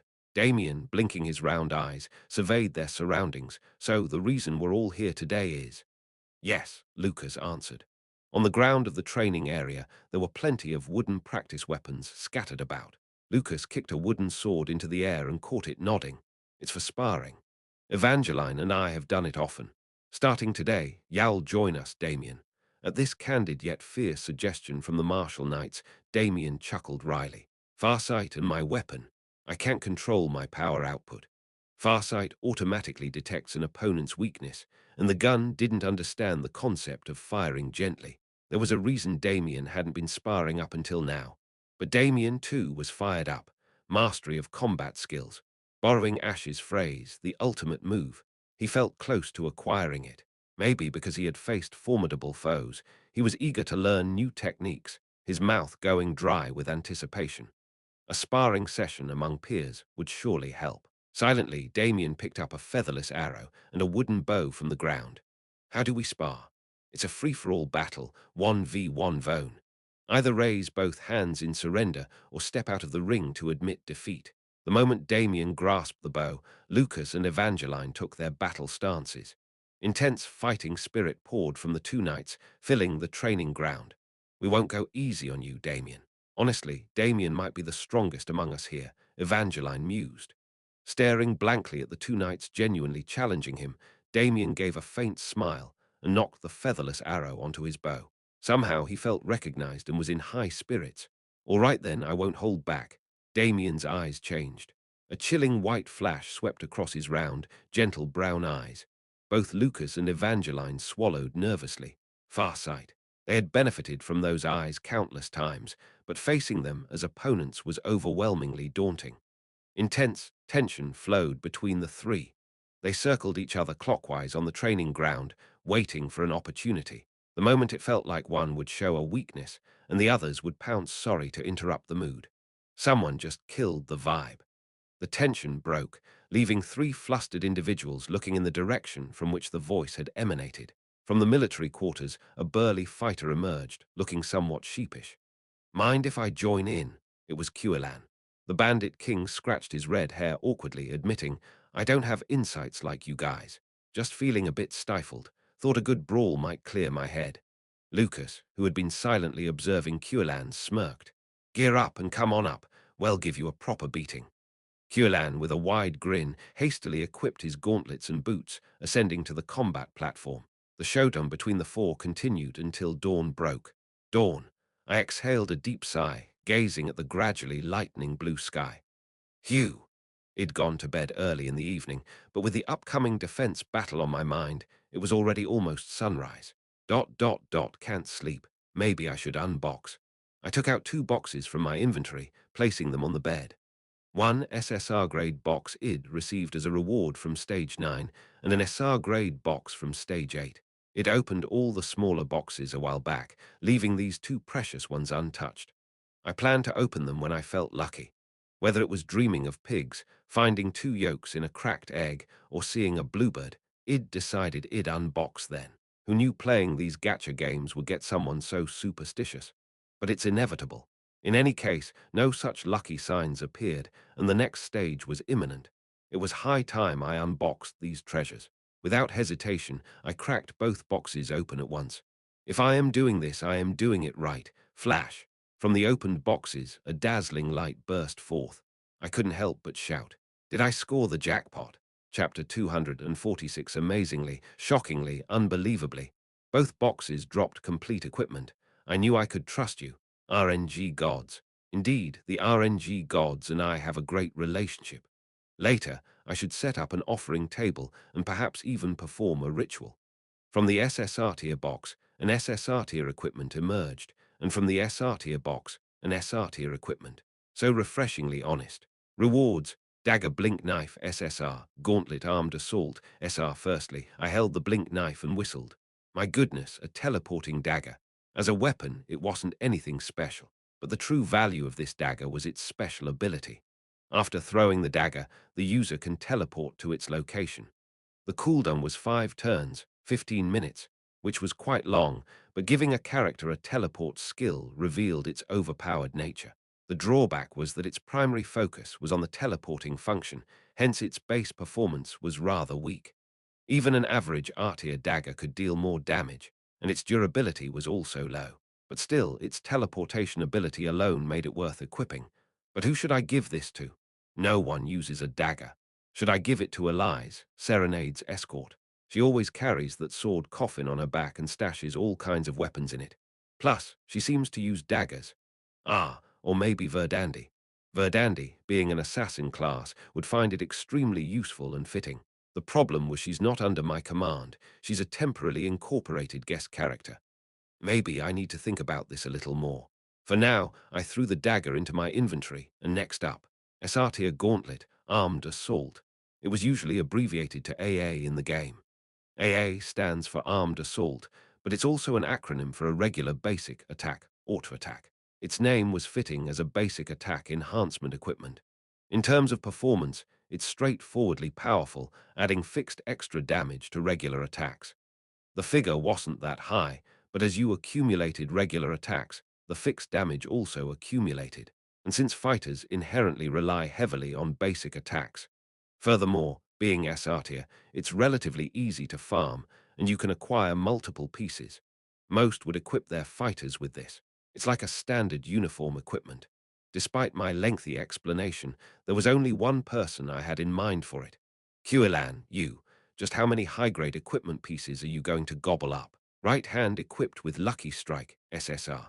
Legs adorned with the Vampire Lord's boots, SSR. Auxiliary gear being the Vampire Lord's muffler, SSR. And now, the left hand with Armed Assault, SR. He was decked out in gear more expensive than most main characters. And he still felt fragile. What a piece of work. I wonder if my investment is right. It felt like continually buying a stock plummeting down, thinking it's going to skyrocket someday. Anyway, most of my main party members are adequately equipped. Quillan is the only character to invest resources in at the moment. Please soar high, you little bandit king. Quillan is almost level 50. I can only hope he unlocks his ultimate skill and becomes super powerful soon. Please. After taking a short nap and waking up, it was just a little before noon. After taking a sip of cold water, he headed straight to the barracks. The reason was to hand over the newly acquired equipment to Quillan. When he mentioned meeting Quillan, Lucas, who had been appointed his escort, had an odd expression. What's the matter? No, it's just that we had a bit of training among ourselves last night. Ha, last night, after the free exploration you trained again. Yes, it was me, Evangeline, Damien, and Quillan, the four of us. Why does it feel like you all keep excluding me and sticking together? If this keeps up, I'll be hurt. Of course, I had no intention of joining them for late-night training. I hate sweating. It seemed that something was troubling Quillan's mind, so we gave him a good workout. Lucas murmured with a faint smirk on his face. He might not be able to get up today. What did you do to the kid, you devil? Upon arriving at the barracks, specifically the penal squad's quarters, it was indeed as Lucas had described. Gah. The giant fighter was sprawled out on his bed, groaning in pain. Unbelievable. What have you done to the poor, muscular kid? When the body is tired, mental troubles fly away. We made sure his body was too tired for any worries. Quillan should be grateful to us. Lucas blurted out with audacity. You always sound so macho in these situations, don't you? Ah, Your Highness. Then a slender man with a limp in his walk emerged from the quarters. He had the same reddish hair and ponytail style as Quillan. Was he Quillan's older brother? Oh, and your name was? It's Cureha, Your Highness. Cureha, smiling, gestured towards Quillan. My younger brother trained all night at the practice field and has been groaning ever since. I am sorry, but he might be like this all day. It can't be helped. Can you deliver this for me? I handed the newly acquired gauntlet to Cureha. It's a new gauntlet. Tell him to wear the lucky strike on his right hand and this on his left. Understood, Your Highness. And the other piece? Naturally, gauntlets come in pairs, but since Quillan wears different equipment on each side, one side was always left over. Tell him to keep it as a spare, like the lucky strike. He might need to replace it sometime. Understood. Carefully placing the equipment on the table, Cureha asked with a smile, how about it, after such a long journey, would you like to have a meal? Looking inside the quarters, I saw a mountain of food being prepared. The smell reminded me of visiting my grandmother's house during holidays. Why are they preparing so much food for lunch? They must be generous. You have to eat well to take care of the city, right? My, you're so thin. I am. I am thin, yes. You're all skin and bones. I was a little touched by Cureha's words. Just a few days ago at the hot spring, I was told I had the most body fat. Even during my broadcasting days, whenever I turned the camera on while eating, viewers always told me to diet. And now, someone's calling me thin. Seeing my reaction, Kuraha suddenly looked surprised and waved his hands in dismay. I'm sorry. If someone's younger than me, they feel like my brother. I tend to look out for them without realizing. I was treated like a son by Damien, but here I was, being treated like a younger brother by this person. Having no brothers on earth, I didn't really mind. Giving a reassuring wave of my hand, I turned to Lucas and nodded. How about I treat you to lunch then? Lucas energetically nodded in agreement. Was he just hungry? Huilan was resting, and I didn't want to disturb him. So I moved to the public kitchen right next to the lodging. Ha! Your Highness! The passing soldiers were taken aback when they saw me, but I just waved at them. Go eat and get back to work, guys. Please, eat a lot. This is our tribe's traditional dish. Kuraha served dish after dish. It was an exotic nomadic style of cuisine, reminiscent of Mongolian food on Earth. Given the lavish spread, one might think it was a feast, but surprisingly, he said that he normally feeds his brother this much. My brother is a bit small and thin, isn't he? I made sure he ate well. Small and thin. Huilan, it sounded nonsensical, but I let it slide. People on the front lines always seem to have a screw loose somewhere. Heh. Lucas ate heartily. He seemed very hungry after the training he had done yesterday. As we continued our meal and chatted about various things, the events from yesterday's exploration also came up. I see, so that happened. Upon hearing about the encounter with the wolf King Lunard, Kuraha's expression grew stern. There was a rumor that the werewolf monster might be an ancestor to the brothers Kulan and Kuraha. I thought about keeping it a secret, but since Kuraha was almost directly involved, I decided to tell him. Kuilan knows now. It seemed Kuraha already knew. You knew? Yes. Kuraha gave a bitter smile and glanced at his right arm. That blood is a curse that's been passed down in our tribe. A curse. I had kept it hidden from my brother. I wasn't sure when or how to tell him, but now he knows this way. Kuraha, pausing his meal, looked up and started to speak. Your Highness, after the fall of the mixed-race nations, do you know how the mixed-race people have been living? I put down my utensils uneasily. 100 years ago, there was a war between the mixed race and the humans. The humans won. And then the mixed race became slaves to humans. That's all I knew. The four major mixed races, dwarves, elves, mermaids, and werebeasts. Kuraha explained what happened to each of them. The dwarves chose to integrate into human society. Their skills were incredibly useful. Thanks to their active interaction and sharing of their technology, even after the fall of their nation, the dwarves are still well respected. Now I understood why, the moment Kellerby stepped into the blacksmiths, all the blacksmiths were so excited. That was the reason. The elves still have their nation, but they are trapped in an autonomous region, slowly withering away. The faces of the Shadow Squad, who had been conscripted from the elf autonomous region and used as expendable soldiers, flashed in my mind. They must be having a hard time as well. Mermaids, they fled, beyond the Eastern Sea, searching for a new habitat where they could live. Mermaids, who could live in the sea rather than on land, abandoned this continent. All that remained were the hybrid descendants of them and humans. The blue locks of Serenade, mixed with mermaid blood, briefly came to mind. I miss her a bit. Last but not least, our tribe of beastmen originally lived divided by tribes. Even though we were lumped together as one species, the god each tribe worshipped was different, and the inherited blood varied. It was the same in the game. Lions, bears, tigers, it was very diverse. Back then, I thought maybe the game developers had some weird furry preferences. But this world was originally designed this way. After our defeat in the war, some tribes were either completely suppressed or annihilated. However, our Leaf tribe did not suffer significant damage in the war and was able to retain our full strength. Kuraha spoke calmly. Our tribe's homeland was on the outskirts of the empire, so other human nations did not particularly try to infringe upon us. Thus, our tribe could live in relative peace. But how did you end up becoming bandits roaming around? It might have been a painful question, but it felt necessary to ask. At this, a bitter smile deepened on Kuraha's lips. Over the past 100 years, the Everblack Empire continually expanded its territory. And finally, the border reached our tribe's land. I swallowed hard. Damn empire, this damn emperor father, the root of all evil. So our nation was the one to annihilate your tribe. My younger brother and the survivors of our tribe believe so. That's why they've despised the empire, living as bandits and relentlessly fighting against the imperial army. Curaher looked up at me directly, but it wasn't. Then I was the one who destroyed our tribe. Ha! Caught off guard by the sudden confession, I blinked in disbelief. What did he just say? Curaher looked down at his right hand and reaffirmed slowly, it was I who brought about our tribe's destruction. I will tell you everything honestly. I believe you will trust my brother regardless of our bloodline. Curaher, reminiscing for the sake of sharing his story, offered me a bright smile. Your Highness, if you had to kill someone to save another. I suddenly felt chills. How many would you be willing to kill? In that instant, his face overlapped with that of a werewolf's. Chapter 247, over a decade ago.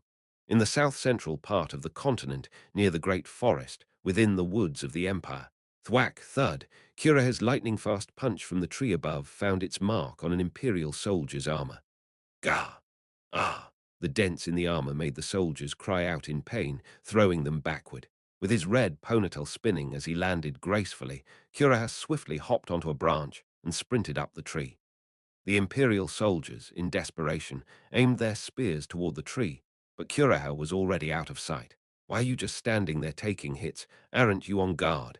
But he's so fast, and there are so many of them. Crash. Bang. It wasn't just Curaher. Other warriors from the Beastmen tribe were launching surprise attacks from the trees. Caught off guard by the sudden assault of these unknown Beastmen warriors, the Imperial soldiers began to fall one by one. Eventually, retreat, fall back. Unable to hold their ground, the Imperial commander shouted, and the soldiers turned tail and ran as if they had been waiting for the order. Watching the retreating Imperial soldiers, the Beastmen warriors began to descend from the trees. Catching their ragged breaths, the warriors exchanged high fives soon after. We won. We repelled them again. Despite their victory, the warriors' expressions were far from jubilant. The Imperial army, with their overwhelming numbers, relentlessly advanced, undeterred by their losses. In contrast, the Beastmen warriors were limited in number, and their ranks were slowly being whittled down. Though they had a favorable kill ratio in these forest battles, their front lines were steadily being pushed back. They were close to fighting with their tribe's village as the backdrop. You all fought hard. We won today, Commander Curaher announced in a deliberately cheerful voice. Check for the injured and fallen. Let's head back to the village. Upon their return to the village, the Beastmen residents greeted the warriors with cheers and applause. Commander Curaher in particular was extremely popular. The villagers chanted his name in unison. Curaher, Curaher, the miraculous Curaher, the undefeated warrior. The Imperial army is no match for our warriors. Curaher, with a tired face, waved appreciatively to the cheering crowd. Since his first battle at 18, Curaher had never tasted defeat. He either won or at the very least achieved a stalemate, always bringing his comrades back alive. Hence, he earned his nickname, the miraculous Curaher, the undefeated warrior protecting the tribe. You're still quite the celebrity, Curaher, but given your record, it's almost legendary. Among the villagers, his mother greeted him with a proud and warm smile. After a light embrace with his mother, Curaher chuckled. It's all luck. Oh, my dear, it's not luck. It's your skill. It's not a joke. I really am lucky. I have this incredible talisman. Curaher glanced at the crude necklace around his neck. It was a necklace made from a coin of an ancient kingdom, no longer in circulation. My younger brother, Cuilan, is watching over me. Cuilan was the name of his younger brother, who had tragically passed away in an accident during their childhood. The necklace had once belonged to Cuilan, a cherished memento their mother had draped around Curaher's neck. His mother always reminded Curaher, Cuilan watches over you. Never forget the name of the brother who protects you. Curaher couldn't even remember Cuilan's face, but every time fortune favored him on the battlefield, he believed it was due to the luck bestowed upon him by his brother. Watching her son with a silent gaze, his mother cracked a gentle smile. You've been through a lot. Let's go home now. His father has been looking for you. The village chief, the martial arts master for the village warriors, and the village's primary shaman, that was his father. He waited for his son at the chief's mansion. I am back, his father. Despite his son's safe return, his father didn't offer a smile. However, the softness in his usually stern eyes conveyed everything. He was proud of his son's victory. Any injuries? None. I am as usual perfectly fine. And the other warriors? 8 are injured and 5 are dead. How far did they advance? They set up camp next to the oak tree in the middle of the forest. Kuraha urgently interjected. We can't hold out much longer, his father. Like I mentioned before, why not propose a truce? We've proven our military strength, so the Empire will surely negotiate. Ridiculous, his father shouted vehemently. If we do that, we're just paving the way to become their slaves. Haven't you seen how other tribes fell? But father, the warriors are exhausted, and we have no frontlines left. At this rate, within weeks, we'll be battling with the tribe's stakes on the line. As the field commander, Kuraha was aware, but so was his father, who, as the village chief, had an overview of the entire situation. The villagers were growing tired, and the village resources were depleting. Defeat seemed imminent. There's still a way. Yet his father wasn't ready to give up. Kuraha, come to the leaf altar tonight. Excuse me. I will pass on to you the final technique of our lineage, the secret art of the leaf fist. Hearing this, Kuraha's eyes widened in shock. The leaf fist was a martial art technique passed down through generations in their tribe. While his father had taught him its intricacies, he had withheld the ultimate technique, deeming it too dangerous. But now he was promising to reveal it tonight. Kuraha felt a mix of sorrow for their tribe's desperate situation and excitement. The next step in the martial art that he had dedicated his life to mastering was within reach, and now he could finally grasp it. At the heart of the tribe's land stood a majestic Chinese maple tree. It was a magnificent specimen, easily centuries old. With autumn approaching, its leaves began to take on a reddish hue from the tips. Just looking up at the grandeur of this tree, which symbolized their tribe, evoked a sense of awe. The name of the tribe, the leaf wolf, and the name of the martial art used by the tribe, the leaf fist, both derived from this tree. Kuraha slowly approached the altar before that tree. The full moon soared in the pitch-black night sky, illuminating the surroundings as if it were daytime due to its intense brightness. His father was waiting for Kuraha in front of the altar, accompanied by warriors from other tribes. While the warriors waited beside the altar, his father led Kuraha to the front of the tree. Kuraha, yes, father. You're aware that our tribe belongs to the beastmen carrying the bloodline of the wolf clan. Yes, but unlike other tribes, our lineage is heavily mixed with human blood. You said that most of our beastly traits have faded. Other beastmen might have fur, fangs and claws like wild beasts, or ears perked up like animals. But the leaf wolf tribe was almost indistinguishable from regular humans. Aside from a slightly enhanced physical ability and their distinctive red hair, they hardly had any traits to suggest they were descendants of the beastmen. His father, standing in front of the massive trunk of the maple leaf tree, let out a soft sigh. The truth is, it isn't so.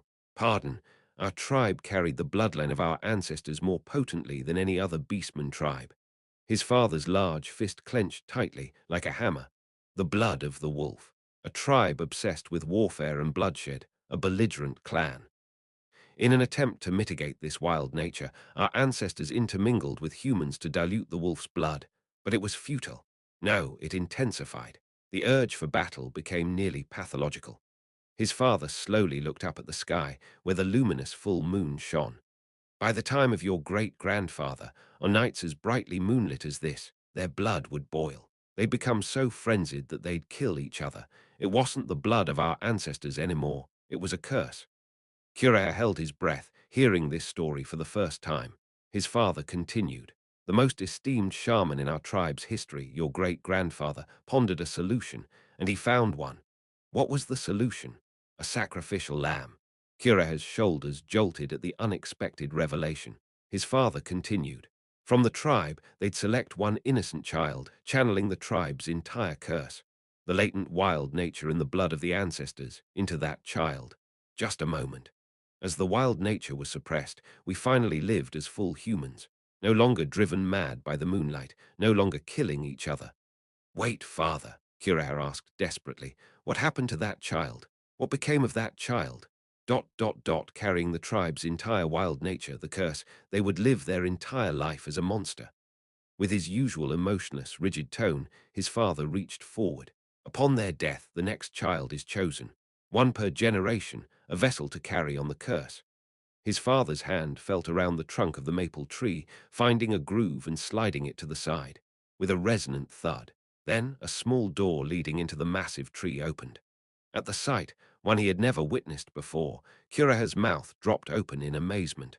Leading the way, his father stepped inside the maple leaf tree, and the child who turned into a monster will remain here until he dies, unseen by any tribe member and under the supervision of the village's head shaman.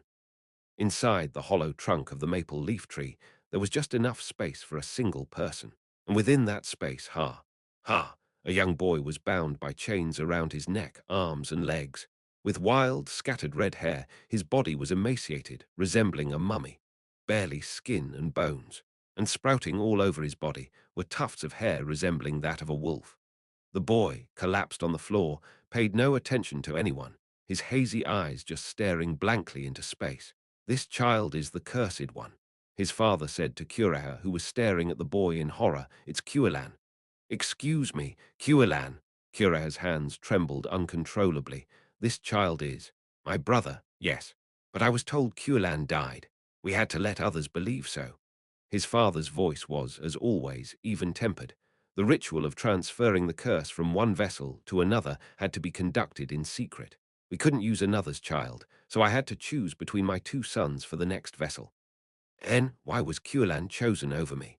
Kuraha, gazing down at his younger brother's parched lips that resembled drought-ridden soil, asked roughly. "Why not me? Was there a reason?" "You always say it yourself." His father pointed to Kuraha's chest.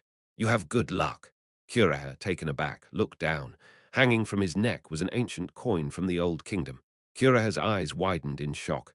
"You can't mean—" "Yes," his father nodded slowly. "I flipped the coin. It landed tails and your brother was chosen as the vessel. That's all there is to it." Kuraha gritted his teeth. A coin toss. Such a trivial gamble had determined the fates of two brothers. Due to good luck, Kuraha lived, and due to bad luck, Kuelan died. One became the tribe's greatest warrior and a hero, and the other became a monster, his very existence erased. How could you do this?" Kneeling before the withered Kuelan, Kuraha trembled violently. "How could you commit such a heinous act, father?" "It was so that we could live as humans," his father murmured, eyes on his two sons. "If only one person becomes a monster in the tribe, then everyone else can live as humans." Kuraha clenched his teeth, turning around. In the cold moonlight filtering into the wooden chamber, his father stood, as unyielding as ever. On the face of a man who had willingly borne the weight of centuries of tribal history and the lives of thousands of tribe members. If only one person suffers, everyone else can find happiness. There was not a hint of guilt. That's all there is to it. Chapter 248. The moon is bright tonight. Kuraha's father muttered, gazing up at the sky. "It's a perfect night for the wolves to go mad." "What? What are you planning to do?" Kuraha, his shoulders tense with anxiety, asked desperately. "Why did you bring me here tonight?" "Tonight, this boy will be sent to the Imperial Army camp." Pointing to Kuelan, who lay on the ground, his father took deliberate steps towards him. "He carries the curse of the entire tribe. If awakened as a wolf and exposed to a full moon like tonight, he becomes a formidable monster. This boy will slaughter the Imperial Army for the rest of his life. And after that, he'll die." His father's voice was incredibly matter-of-fact. "Whether the Imperial Army defeats him after his rampage as a monster, or he collapses unable to bear the manifested curse, he will eventually die." "What?" "The curse that leaves his body will be absorbed here, on this altar, into this maple leaf tree, which serves both as the tribe's guardian and the nexus of our sorcery. Then we'll kidnap the next vessel and contain the curse again." Kuraha demanded fiercely. "You plan to use a child who spends his life bearing this curse as a weapon. Isn't it enough that we turned him into a monster so we could live as humans? Now you want him to sacrifice even that life for us." Without a word, his father drew a dagger from his robes. Kuraha cried out, "Please reconsider, father. This isn't something a human should do. This boy is not only your brother, but also my son." He spat out in a stern voice. "Do you think it doesn't tear my heart apart?" As he began to chant a spell, he pricked Kuelan's forehead with the dagger. At that moment, the branches of the maple leaf tree writhed and stretched out like tentacles, embedding themselves into Kuelan's body with a loud thud. Dark blood oozed from the wound on his forehead, staining his face. Blood pooled around his body, pinned by the tree's branches. Yet Kulan did not move. However, when his father exposed the wound to the moonlight arag, Kulan convulsed in agony. Red wolf fur sprouted all over the boy's body, exposed to the moonlight. His mouth elongated like that of a wolf, and his eyes shone wildly. Horrifying sounds emanated from his bones as the boy's frame expanded. But chained down, Kulan couldn't resist even as he writhed. By the time the father's dagger had carved a distinct X-shaped scar on Kulan's forehead, the boy had transformed into a massive monster, with grotesquely grown claws, hideous fangs that wouldn't fit together, and red fur all over. A wolf monster bearing the curse of the entire tribe. Kuraha. Overwhelmed by the sight, Kuraha watched as his father turned to him and commanded, "Take him. Release this monster in the Imperial Army camp and return." Gritting his teeth, Kuraha shook his head. "I can't. You must. I won't. You fool." In fury, his father roared at him. "You must lead our tribe in the future. Will you be shaken just by the life of a mere younger brother? For the sake of one pitiable life, will you disregard the thousands of lives you must bear? Kuraha, can't you discern what's more important?" Father growled like a wolf. "To protect the many, you must know when to sacrifice the few with tears in your eyes. That is what it means to be a leader. If that's the form of sacrifice, I can never be a leader." Kuraha slowly clenched his fist and assumed a combat stance. "I can't let this child, my younger brother, die. I will stop you, father." Rage flashed in his father's eyes. "Are you saying you'd abandon our tribe, our clan? Everyone in the clan is relying solely on you. This way is wrong, father. You know it yourself." As Kuraha stood unwavering, his father brought his hand to his mouth and let out a sharp whistle. From the still open door, warriors who had been waiting outside the altar flooded in. All of them could be considered as directly under the chief's command. Father coldly spat out, "Warrior Kuraha has rebelled against me, the tribe's chief and the head shaman. Subdue him." Yes, the space was too tight, and their numbers were too many. Realizing his resistance was futile, Kuraha slowly relaxed his combat stance. The warriors immediately subdued him, forcing him to his knees. His father, after briefly glancing at the gritting Kuraha, commanded the warriors, "As we discussed beforehand, take the monster and release it into the Empire's camp." Yes, all the warriors except the two holding Kuraha dragged Kulan, who had turned into a monster, outside with chains. Watching this, Kuraha hung his head. His father let out a long sigh. "Cool your head and think rationally, Kuraha. You are destined to rule our tribe. Without this sacrificial system, our tribe would fall apart." Kuraha remained silent. With a heavy tone, his father changed the subject. "I said I'd bestow upon you the fifth technique of the leaf fist. Do you know why I didn't teach it to you until now? The final technique of the leaf fist can't be executed by a human body. It requires embracing the wild nature, the ancestral curse that runs in our blood. That's why it was sealed." His father then took out an old book from his pocket. "This fifth technique is called Wind Wolf of the Broken Heart. They say it can shatter even the unseen heart. Well, there might be some exaggeration." Whoosh! The book his father tossed landed in front of Kuraha's knees. "Take it. It's a manual containing the core teachings of the leaf fist, including the fifth technique.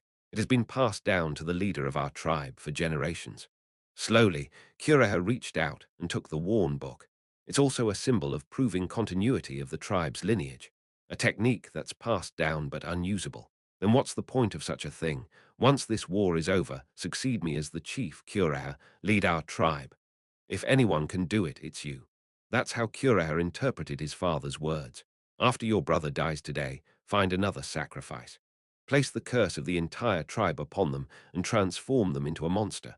In order for the rest to live as humans, create a scapegoat and raise them here. To this dreadful peace that has been passed down through generations, you too should contribute. "I refuse, father." Huffing, Kuraha steadied his breathing. The other warriors had left with his younger brother, leaving only two warriors and his father in the room. Whack, thud. Like a bolt of lightning, Kuraha swung his fists and elbows, striking the jaws of the two warriors who had been pinning him down by his shoulders. The two warriors fell, vomiting blood, unable to even scream in pain. His father's face twisted in rage. Shaking off his fists, Kuraha declared, "I'm going to save Kulan." "You fool, can't you see? Your brother can't be saved. He's already a monster. Is it you, father, who still doesn't understand?" Lowering his stance, Kuraha raised his fists. The real monster here is you, insolent child. As his enraged father unleashed a spell, the branches of a maple leaf tree surged like tentacles, attacking from all sides. Huilan, transformed into a massive wolf, was surprisingly docile. Chained from head to toe, he moved as the warriors directed, not resisting in any way. But because his appearance was so grotesque and intimidating, the warriors never let their guards down as they escorted him. It was when they reached the village boundary, the outer gate encircled by wooden fences. Swoosh! From above, Kura had descended, his fists and feet lashing out.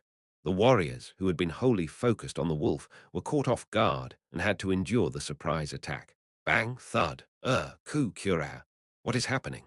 Having swiftly taken down 3 warriors, Kura, even covered in blood from his confrontation with his father, exuded an aura of dominance that made the remaining warriors instinctively gulp. He spoke in a low voice. "Release him.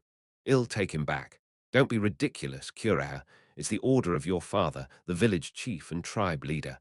You don't have the authority to overrule that command. If I don't have the authority, then I'll take him by force." With power channeled into his feet, Kura lunged forward. "This tragic cycle ends with me. Give me back, my brother." Battle ensued.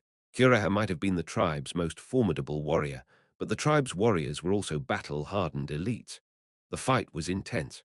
Both parties tried not to harm each other seriously, being longtime comrades, but as the fight escalated, the attacks became fiercer. The swing of Kuraha's fists and the tips of the warriors' blades became increasingly more threatening. At one point, clang! One of the warriors swung his blade, which Kuraha narrowly dodged. The blade hit the chains binding the wolf monster. Sparks flew and the chains snapped.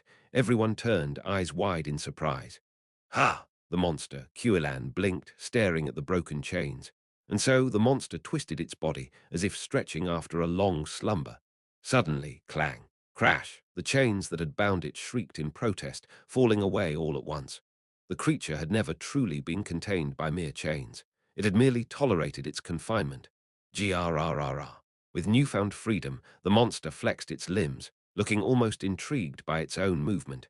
Witnessing such a creature, both the warriors and Kuraha couldn't help but swallow hard. Then, whoosh, the monster moved with a speed that seemed impossible given its massive form. In the blink of an eye, it stood before Kuraha.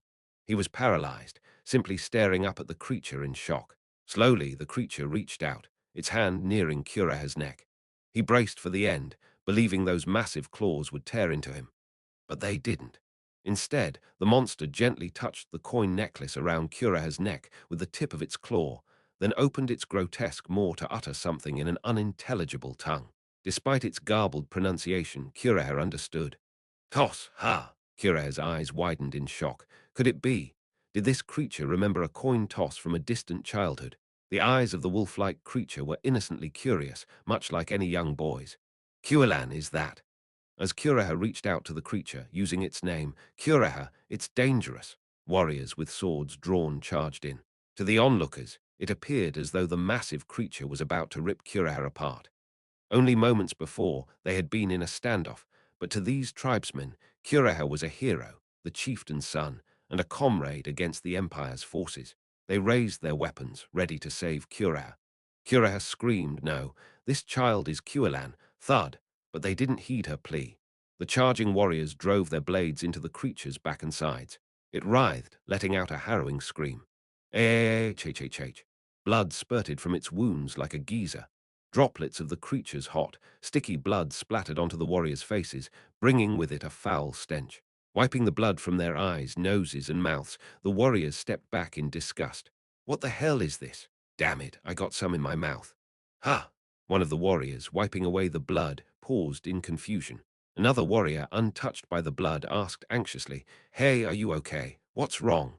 The moon. With blood still dripping from his face, the affected warrior gazed at the sky, entranced. "Has the moon always been this big?"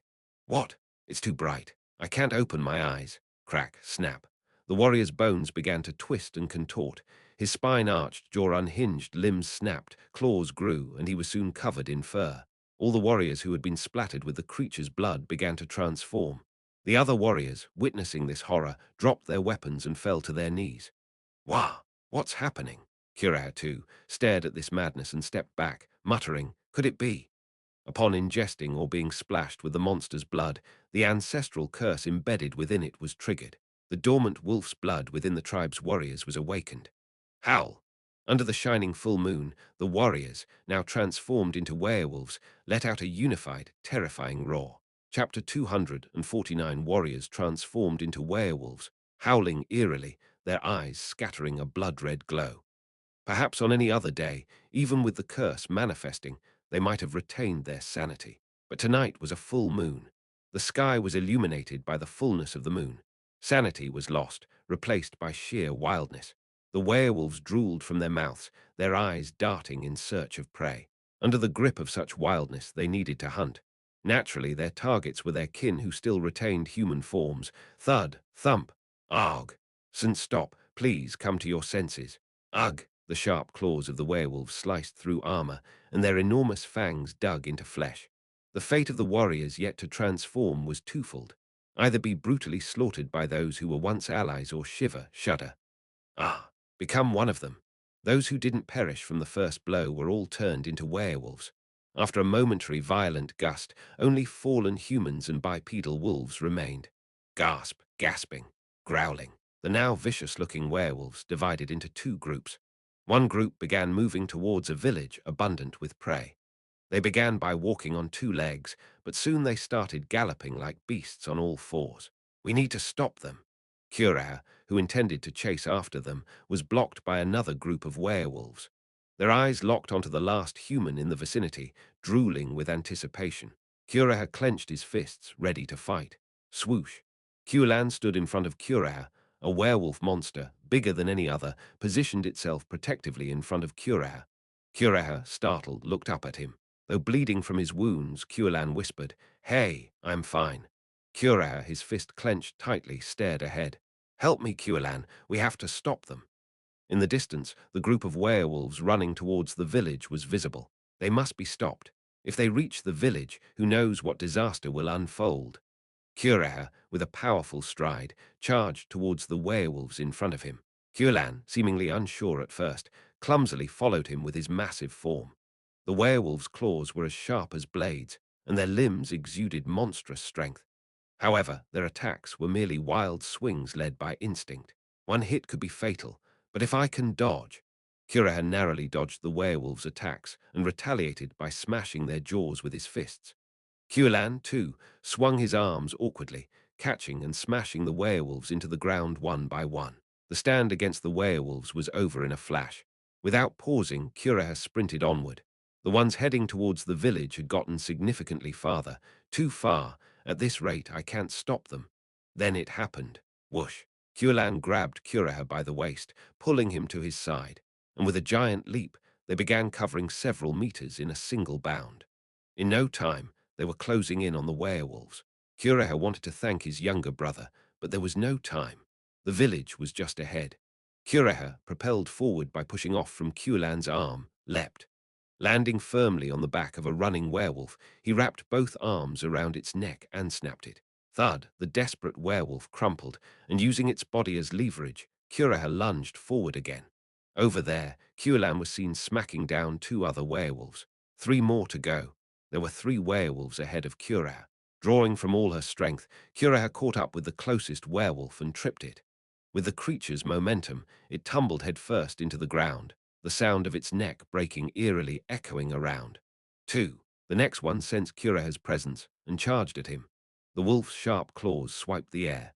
Curah dodged and counterattacked, striking its jaw and side with a fierce punch. A short yet intense clash ensued, and the victor was Curah. The werewolf, with Curah's fist embedded from its forehead to its nose, spat blood and fell. Last one. Hope flashed across Curah's face. If she took down the last one, there would be no more casualties. Curah looked straight ahead to spot the last werewolf. But then, whoosh! The last werewolf rushed madly into the village square, attacking the townsfolk who were warming themselves by a fire and chatting. Blood and flesh scattered. The screams and cries of the attacked villagers pierced the night. No, Curah gasped. It was too late. Within seconds, around 10 villagers had been brutally attacked by the werewolf's swift onslaught, their blood painting the ground. And then, mere moments later, they began to rise. Slowly. unsteadily. They howled. Twisting bones and beastly roars signified the awakening of a curse deeply embedded in their lineage. Under the full moon, the newly transformed werewolves roared and dashed deeper into the village. In the tavern beside the square, by the river's forge, in the central marketplace, in the blacksmith and fields, and general store, those who had been working late were attacked. Then those who were soundly asleep had their turn. As werewolves surged like a tidal wave into the residential areas, there were screams, shouts, sounds of fighting, and the unmistakable sounds of transformation. Cureha, overwhelmed, sat down, taking in the scene. A fire had broken out somewhere during the chaos, slowly spreading throughout the village. Just like that wildfire, the beastly transformation spread. Under the brightly lit night sky, the village was ablaze, and its inhabitants transformed into wolves. It all happened in the blink of an eye. As Cureha gazed distantly at the scene, a raging voice echoed in his ears. "It's your fault." Turning, he found his father. With broken ribs from being previously subdued by Cureha, he gasped for air and shouted, "You, our village, our people, look what you've done." "Right. Does it feel good now? Ha! Because of that damned sense of justice, you've brought your homeland to this state. Does it feel good now?" With trembling hands, his father raised his staff, pointing at Cuilan, who stood next to Cureha. "That mere monster. What about that mere monster?" Cuilan was collapsed on his side. Before they knew it, the younger brother's form wasn't that of a massive monster anymore, but shrunk down to that of an ordinary boy. From the heavily coughing Cuilan's body, blood continuously flowed out like a black fog. As the people in the tribe began to reclaim their curse, transforming into werewolves, the tribe's curse that had been sealed within Cuilan was being released. Cough, cough, cough, cough. Cure just stared blankly at his writhing younger brother. "You ruined it, our tribe's fate. You've ended it. Damned be all of us. Well, be cursed." Thud. Suddenly, as his father was spitting out words of curse, he swayed and collapsed. Behind him stood a familiar silhouette. Cureha mumbled in shock. Mother. It was Cureha's mother. However, she looked different. She had taken the form of a wolf. Yet, unlike other werewolves, she was dressed in official attire, holding a staff in her hand. "I knew a day like this would come. I was always prepared. Although I am not as strong as your father, I am still a shaman." With a wolf's face, his mother gave a bitter smile. "Since the day your father took your brother away, I've been waiting for the day he'd be freed. Your father just wanted to protect the tribe. Don't resent him too much." The mother, with the gentle voice of a wolf, lay the unconscious father flat on the ground. "You did what you had to do. Don't blame yourself too much." "Mother, that form." "Yes. When it's full moon, I become a wolf, and when it's a new moon, I become human. It's our tribe's true form. If only the day of liberation wasn't a full moon, today's tragedy would not have occurred." The mother slowly looked up at the moon. "Eventually, this was bound to happen, all of us living as our true selves. It's not your fault. We were born this way, after all." Approaching, his mother slowly knelt beside the fallen Cuilan. "My poor second son. He's about to die. Die. Cuilan." The entire tribe's curse that he held onto his whole life is now manifesting and escaping. It must have been a tremendous burden. Cuilan was wheezing, breathing rapidly. Cureha clenched his teeth, looking intently at the face of his dying younger brother. Soon, all the curses will be emptied, but his share of the curse will remain. His weakened body won't be able to endure it. "Mother," after a moment of hesitation, Cureha cautiously spoke up, "I will become the new vessel." "What? Transfer Cuilan's curse to me?" "This magic doesn't work that way. It's impossible to extract an individual curse. If you try, you have to take in the curse of the entire tribe." "Then give it all to me." The mother gazed blankly at her eldest son and then chuckled softly. "At this point, with everything already over, you want to take on the curse again. What could possibly be the meaning behind such an act? This child has suffered as much as all of us combined in his lifetime." Cureha gently brushed his fallen brother's forehead with his hand. An X-shaped scar, still reddened, marred the skin there. "He deserves to be just as happy, doesn't he? That's only fair. Even if it's just until this child can bear his own curse. I'll take it upon myself in his stead." Observing her two sons, the mother smiled sorrowfully. At the maple leaf tree altar, a ritual to recontain the curse was conducted. As the branches of the maple leaf tree radiated an ominous light, the curses once again began to seep out of the werewolves that had rampaged throughout the burning village. The villagers, returning to their human forms, collapsed, covered in blood. Kuraha absorbed the dark, tainted blood of his ancestors into his very being, taking in even the curse his brother held. Although Kuraha's body was robust, the pain was beyond imagination. Feeling as though his soul was being torn to shreds, he gritted his teeth and persevered. His younger brother, Kuelan, had borne much more of the curse with a far weaker body. Kuraha thought to himself that if he couldn't endure this much, he'd be failing as an elder brother. Once the ritual concluded, Kuelan's face appeared much more tranquil. His mother, clutching her staff, spoke in a human voice, having been a vessel for the curse all his life. Your brother's spirit core is steeped in it. He will likely remain frail for the remainder of his days. Struggling to his feet, Kuraha gave a weak smile. I'll take good care of him. And you should choose wisely. Choose what, how the curse manifests. The tip of the mother's staff lightly poked Kuraha's chest. With my magic, I've sealed the curse deep within you. However, if you sustain a severe injury or exert yourself too much, the curse will try to resurface. And what will happen then? Normally, you turn into a werewolf monster, but with my magic suppressing it, you won't transform. Instead, you won't be able to use that part of your body. Which would you prefer? He didn't need long to decide. I'd rather lose the use of a body part. If I became a werewolf monster, I might hurt Kuelan. Very well. Watching her son willingly embrace his torment, the mother turned her gaze away, conflicted. The Empire's forces are coming. Beyond the burnt wooden barriers of the village, the sight of the Empire's troops marching orderly was visible. They had lost their warriors, and now they had lost what they were protecting. The Leaf Tribe's end was near. Go, Kuraha, don't look back, just leave. I'll handle things here. Staring blankly at the approaching enemy, the mother said to Kuraha, Urei, his elder brother, teach Kuelan the joys of living as a human. With immense pain coursing through him, Kuraha cradled Kuelan.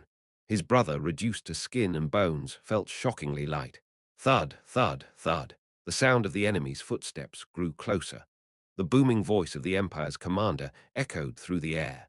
The brilliant shine of war badges and the spreading flames of magic. Leaving their burning hometown behind, his mother whispered softly to her two departing sons, I am sorry for being such a wretched parent. Without looking back, Kuraha too whispered, I am sorry for being a terrible child. Holding his younger brother and staggering forward, Kuraha couldn't be sure. Had his choice been the right one? Had leaving his hometown, his tribe, and his parents all behind been worth it? His mind was in turmoil.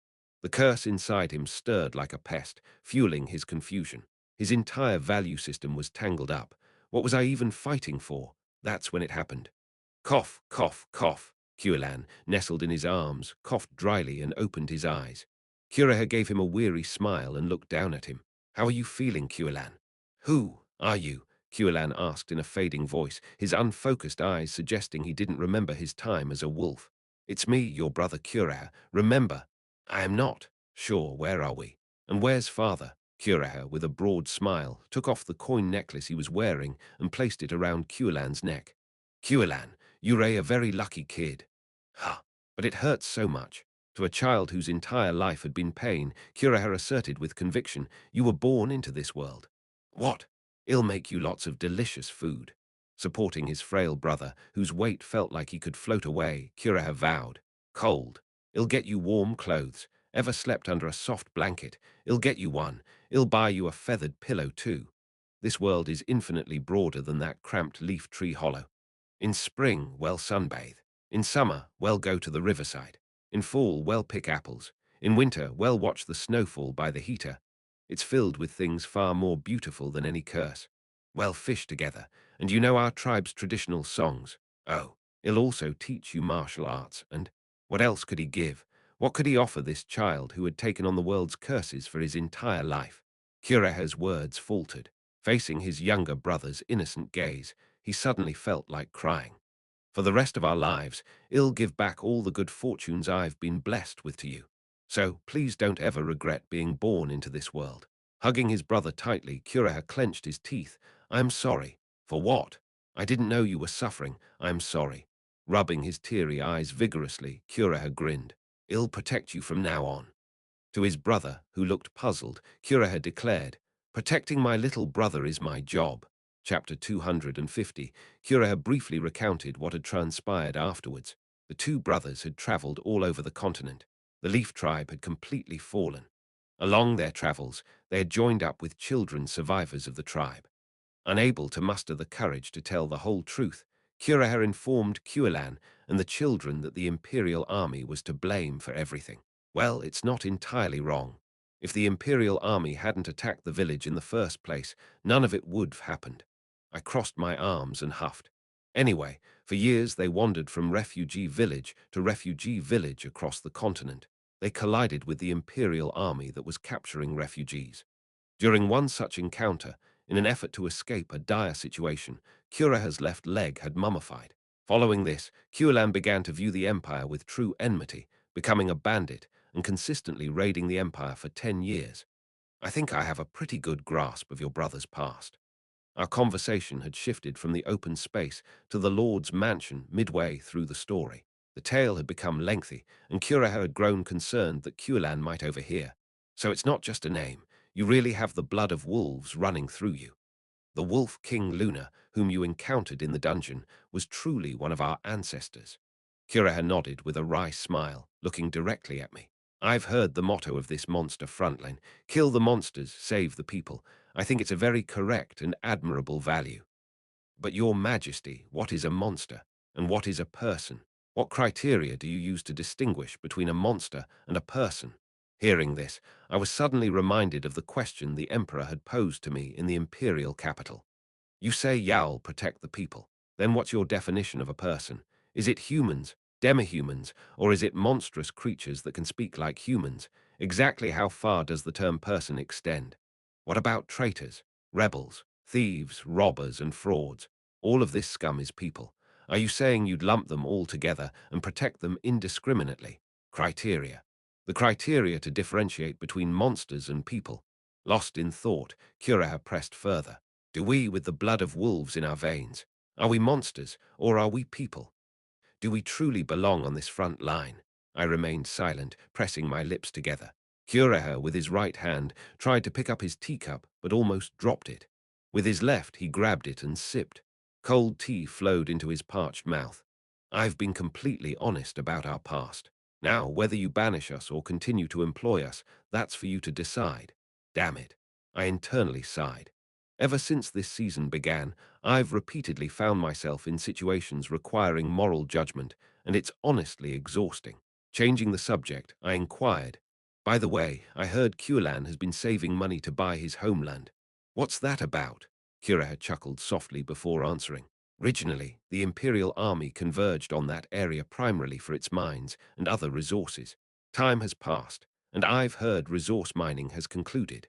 Lumber harvesting has also ceased. Ugh. After the Empire withdrew from that area, there were no inhabitants due to the monsters, and there were rumors that werewolves roamed the area. So the land went for a cheap price. Curaher nodded. That became Cuilan's goal, though it's now a ruin, buying his homeland with money and rebuilding it with his own efforts. I see. He might have such a dream because he has forgotten the terrible past. Do you oppose that dream? At my question, Curaher blinked his eyes and slowly lowered his head. Well, I am not sure. But honestly, I am afraid to go back. Curaher's pale lips tightly shut. After all, it's the homeland I led to its destruction. I had Curaher sent back in a carriage. He was a friend with limited mobility after all. Watching the carriage recede, I turned to the person next to me and asked, "What do you think, Lucas?" Lucas responded, "What do you mean?" "Those two brothers, and the penal squad." I crossed my arms and hummed thoughtfully. They have the blood of a monster like the Wolf King in them. Perhaps all of the beastkin might have some ancestor that touched a monster. Do you think it's okay to keep them on the front line? What do you think? Lucas, originally the protagonist of this game and the frontline commander, has a keen insight, so his advice is helpful. Your lordship probably has a plan for managing the front lines, so I am reluctant to comment rashly. Lucas cast a quick glance downwards and then looked at me. Just spit it out. I teased him by lightly elbowing him in the side. To be honest, they're a still from a different race. Lucas said bluntly. Whether their ancestor was a monster or an evil deity, until 100 years ago, they were enemies of humans. The number of humans killed by the coalition of different races might be higher than the number killed by monsters throughout Imperial history. It felt like the rift between the different races and humans was deeper than I thought. There probably were people who hated the different races more than monsters. But you've already employed the Elven unit, the Shadow Squad, and they have proven their worth. The Beastkin unit, the Penal Squad, was initially a bit unruly, but lately they've been acting as respectable troops. It felt strange hearing Lucas, who once vehemently opposed the enlistment of the Shadow Squad and the Penal Squad, now defending them. On reflection, Lucas personally trained the Penal Squad. I stroked my chin thoughtfully. Right, origin isn't the issue, but the problem with the Penal Squad is the potential to turn into werewolves. Betrayal is just as likely among humans. Lucas' cool yet stark response came flying. Just think of the recent attack on Lady Riene in the military camp. Anyone can snap and turn their blade on their allies. Camus' face, who attacked Riene and was now imprisoned, flashed before my eyes. Damn, now that I think about it, that's true. It seems Camus' trial is right around the corner. As I thought this, Lucas added, and I think we should pay close attention to what Mr. Curer just said. The honorific Mr. made Lucas hesitate for a moment. We had a complex relationship with him. It felt as if, while Cuilan was a student we were mentoring, Curer gave off a parental vibe. Pay attention to what? To the standard, Lucas said, his gaze sharp as he looked at me. What distinguishes a monster from a person? What is the criteria for those you wish to protect? It's something we need to clearly define. The criteria for those I wish to protect. Suddenly, I remembered Kellyby's advice from a few days ago. Establish principles. Don't break the rules you set. Reward generously, and when it comes to punishment, be decisive. Scold those who mess up, and reward those who prevent mishaps. If the principles you set are sturdy, even if your fortress shakes, it will never collapse. Principles and standards. For a novice commander like me, these would serve as a clear compass. I sighed deeply, scratching my chin, neck, and temple. Setting these criteria wouldn't be easy. After some contemplation, I finally spoke out loud about the thing that had been bothering me. By the way, Lucas. Yes, don't use your beast transformation anymore. I fear you might turn into a werewolf. Hearing stories about the Beastman tribes had continuously given me the creeps. I was uneasy about Lucas, whose essence seemed to teeter somewhere between a dog and a wolf. Do not worry, my lord, Lucas grinned. I am a well-trained dog. I will never bare my teeth at you. Really now. He's self-identifying as a golden retriever. But one always has to be cautious with big dogs. Just as the owner always claims their dog won't bite, it's still considered polite to muzzle them during walks. If I tell you not to use it, don't use it. Got it? Upon hearing my repeated prohibition on his beast transformation, Lucas responded with a forlorn smile. Typical big dog, looks terrifying. I wasn't sure if this protagonist would listen to me obediently. I exhaled deeply, shrugging. But hopefully, he'd listen while I was watching. 2 days later, military tribunal. It sounds fancy, but the courtroom was simply an army meeting room with slightly rearranged tables. In such a backwater place, there was no proper court of law. From the start, this place was a fortress city with a military purpose. The judge giving the verdict was me, Ash, the Lord and Commander, and today's defendant, Camus, the SR-ranked mercenary from the Camilla Kingdom who had previously attempted to kill Lady Riene and the mages of the Magical Brigade. Dragged out from prison and seated in the defendant's chair, Camus was in a pitiable state. His body was bruised all over as if he'd been severely beaten, and his swollen face was almost unrecognizable. The mages from the Magical Brigade said they had interrogated him. Sure enough, he seemed to have been beaten pretty badly. Although he appeared to have suffered, Camus' expression was calm. Just by looking into his eyes, one would think he was innocent. Well then. However, Camus' attempt to kill an ally was a blatant truth. He admitted it himself. Riene, who was stabbed in the abdomen at that time, is still unconscious in the temple's intensive care room. Besides, he injured 4 of the guards with a knife. Even if it's a fantasy world where an eye for an eye, a tooth for a tooth, personal sanctions and vengeance are somewhat tolerated, he had crossed a line that couldn't be overlooked. Prisoner Camus. After recounting the crimes Camus committed, I delivered my verdict succinctly. You are sentenced to death. Camus silently bowed his head. I continued my speech. The execution will take place after the next defense battle. That's all. I picked up a wooden gavel on the desk and lightly tapped the podium below. Thud, thud, thud. Guards entered, grabbed Camus from both sides and dragged him out. Camus, without uttering a word, staggered, but walked out of the courtroom on his own feet. Sigh. I looked down at the wooden gavel in my hand. I never wanted to get used to such affairs. Since there weren't specific restrictions on entering the courtroom, a few were watching the verdict. Mages from the magical brigade and Junior.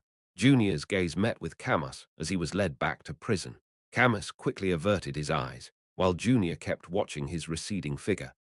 After everyone from the magical brigade and the guards left, and as I was packing up to leave the courtroom, Junior stood still, looking at the spot where Camus had been. Junior, as I gently called out Junior, startled, turned to look at me, to which I briefly replied, "You can visit him whenever you wish. Speak up if there's anything on your mind. Understand? Yes, Your Majesty. Thank you." Junior flashed a characteristic fox-like smile. I returned a forced smile. Indeed, it's not easy. It's a tough world. Chapter 251, Heart of Crossroad. Temple. With her hat pulled low, Junior hesitated outside Riene's room. She had heard Riene had just regained consciousness and came to see her. Yet for some reason, she couldn't muster the courage to enter. Suddenly, the door to the room burst open, and Priestess Margarita came rushing out with a shriek. Enough. What kind of thanks is this? Just stay still and leave when you're a better. What's so scary about offering to buy a meal as thanks? Come on, Saintess Margarita, Saintess. Seriously. Watching Margarita sprint down the corridor, Riene chuckled dryly. She then turned her gaze to Junior and grinned. "What's up, little mage? Here to visit the sick. Something like that. You look well. Thanks to the anesthesia. How can I be fine with a hole in my stomach? Magic helped a bit, but I am far from stable." Despite just waking up, Renee chatted energetically before turning back into her room. Staggering a bit, she settled on the bed and patted it. "Stop standing there awkwardly and come in. Tell me what happened while I was out." That's what Junior intended to do, so she stepped forward. But then, she stopped at the threshold. Renee gave her a puzzled look, yet Junior remained silent, looking down.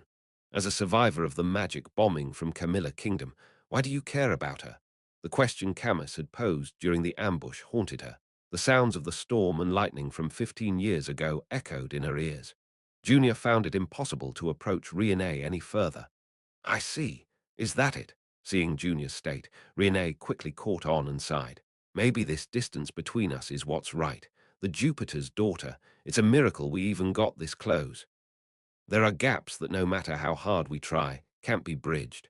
We've managed to ignore it for so long, but it seems we've reached a limit now." Junior clenched both of her fists, her intact right hand and the one scarred from the magic bombing. "I have one question. Do you regret what happened that day? What exactly are you referring to? I've done a lot. You annihilated my country, burned down my village." Junior's face was hidden beneath the brim of her hat as she asked in a suppressed voice, "Do you regret it?" Renee responded immediately. "No, I have never regretted any action I've taken as a soldier." Renee's voice was cold and functional. "If I regretted, then what would that make of the subordinates who acted on my orders? I was the commander of the Magic Corps. I ordered the killing of people, the burning of villages, the conquering of countries, and lost many soldiers in the process. If I were to feel comfortable with my regrets and seek redemption, then what would that make of the sacrifices of my subordinates? I was a soldier, Junior. If it were an order from above, it'd do worse to your village than what I did. And I won't regret it until I draw my last breath, and I can't afford to regret it." Junior, clenching her teeth, hesitantly asked, "So if you were ordered to kill me, would you? Such an order won't come, and if it does—" Renee let out a long sigh. "Yes," she answered, "if that's the order, then I must." Junior's face paled, and Renee coldly spat out, "I'm not like your mother. If it were Jupiter, she'd defy such orders, rebel, and run away holding you. She actually did that, but I can't." Throughout the decades they served together, Renee admired Jupiter. She wanted to live like Jupiter, because she couldn't live that way herself.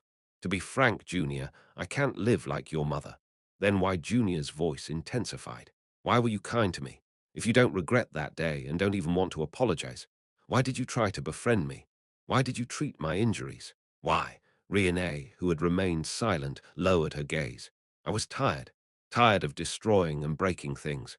I thought maybe, if I tried to protect and save something like your mother did, things might change.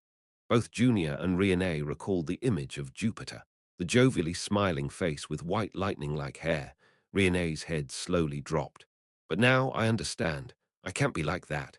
I can't be like Jupiter, who I can neither regret nor apologize to. There's a gap between us that can't be bridged any further. While Junior remained standing at the entrance of the hospital room, Riene, seated on the bed, looked at her with a bitter gaze. Junior murmured in a tear-filled voice, "I wanted to forgive you." Riene chuckled with a dry tone. "If I could, I would have wanted to be your new mother, or something like that." Junior's face looked on the verge of tears. Riene slowly turned away. "But I guess it wasn't meant to be. Downtown Crossroad. Prison." Junior stood blankly in front of Camus' cell. She had received visiting permission from Ash, but the thought of having a one-on-one conversation with Camus was daunting. Above all, she didn't know what they should talk about. The Empire, Camilla Kingdom, revenge, forgiveness. There were many topics, but she couldn't piece them together. Junior didn't even know how to start the conversation with Camus. She didn't know why she came here or what answer she hoped to receive. "Hey." Then a hoarse voice emerged from inside the cell. "How long are you just going to stand there?" "Wah." Startled, Junior looked up to see Camus near the cell bars. Although his face was swollen from being beaten, the cold and gloomy glint in his eyes remained unchanged. "Having you stare at me like that is unsettling. Do you have business with me?" "I am sorry. I just," recognizing the hesitating Junior, Camus' voice softened. "You're that mage from before, from Camilla Kingdom, wasn't it?" As Junior nervously bit her lip, Camus slowly took a seat next to the window bars. "It seems you have something to say. Speak, I am listening." "Excuse me. As you mentioned before, we hail from the same place, don't we?" Camus shrugged. "You have such a troubled face. Speak freely." For a moment, Junior seemed lost in thought, but soon began recounting her tale disjointedly. The magic bombing she experienced when she was 7, the family she lost, Jupiter who took her in, her life for the past 15 years, events after joining the front lines here, Jupiter's death, meeting Riene, getting close to Riene, and after Camus had stabbed Riene, how everything became unclear to her. Whether she belonged to the Empire or Camilla Kingdom, whether she should forgive Riene or seek vengeance. She just didn't know. Listening intently to Junior's outpouring, Camus slowly inquired, "How old are you now?" 22, sir. Quite young. If my second son were alive, he would have been around your age." Camus chuckled lightly. "I am 53. There's a gap of over 30 years between us. 30 years. I lost my country and my wife and children when I was 38. Everything I had built up to that point was reduced to ashes. My hatred runs as deep as the 38 years I lost." For a moment, a distant look crossed Camus' eyes. Perhaps he was thinking of his lost family. Junior couldn't tell. "In the 15 years following, I battled to reclaim my country and failed. Essentially, the Empire stole my entire life." Camus nodded toward Junior. "But you're different. You lived as a citizen of Camilla Kingdom for 7 years, and as one of the Empire for 15 years. You've lived longer as part of the Empire.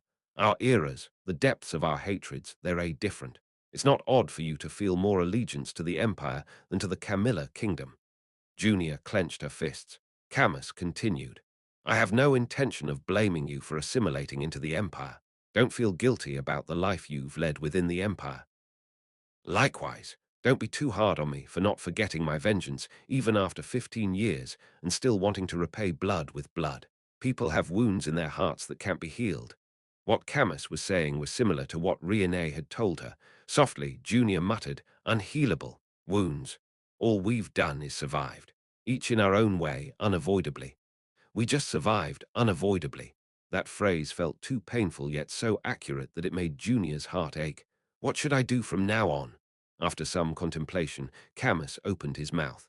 "Forgive if you wish to forgive. Seek vengeance if that's your desire. If you can't choose between the two, that's fine as well. Ponder on it, until you find the answer you seek. Just don't forget everything you've been through."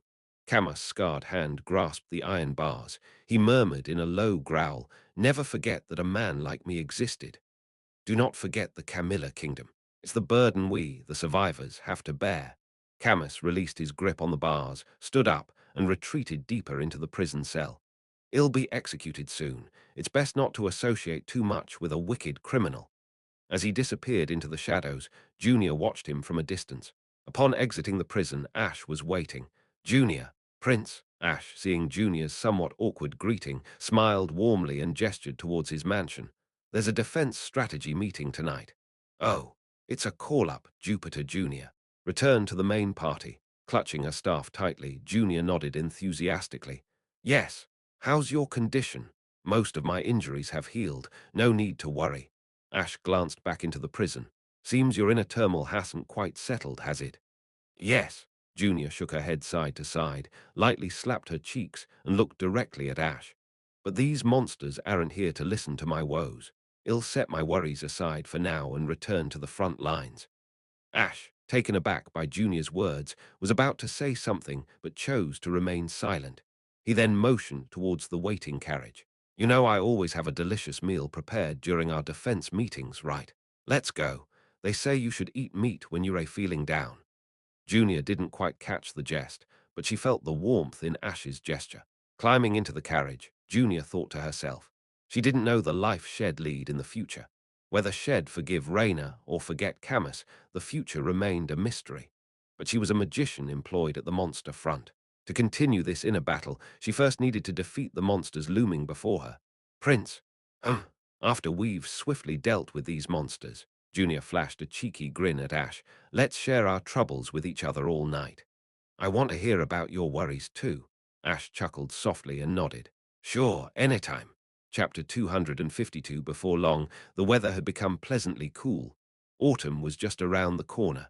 The next defensive battle, stage 10, the boss stage, was now close at hand. I and my party members had been putting our utmost effort into last-minute farming.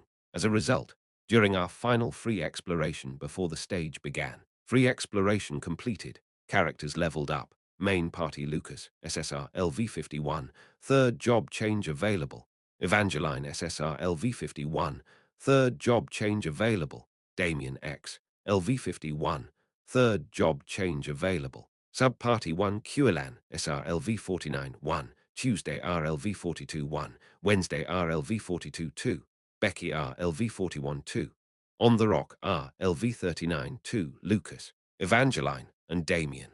The three main party members had all reached level 50. Hooray! Finally, the third job change, the ultimate skills. Having checked the status of the three, I internally cheered. Now we're all set to take on those monsters. Additionally, Lucas and Evangeline, being of SSR grade, could now farm for their exclusive equipment. Effectively, this trio was now complete as combat members. There were still numerous tasks left, like acquiring endgame equipment, optimizing attributes, and more upgrades. But at least, they wouldn't be overpowered by the enemy due to a lack of skills. Ha! Ow, what's this? Lucas, Evangeline, and Damien looked down at their bodies, groaning. Characters that reached level 50, colloquially known as awakened ones, would have a unique emblem appear somewhere on their body.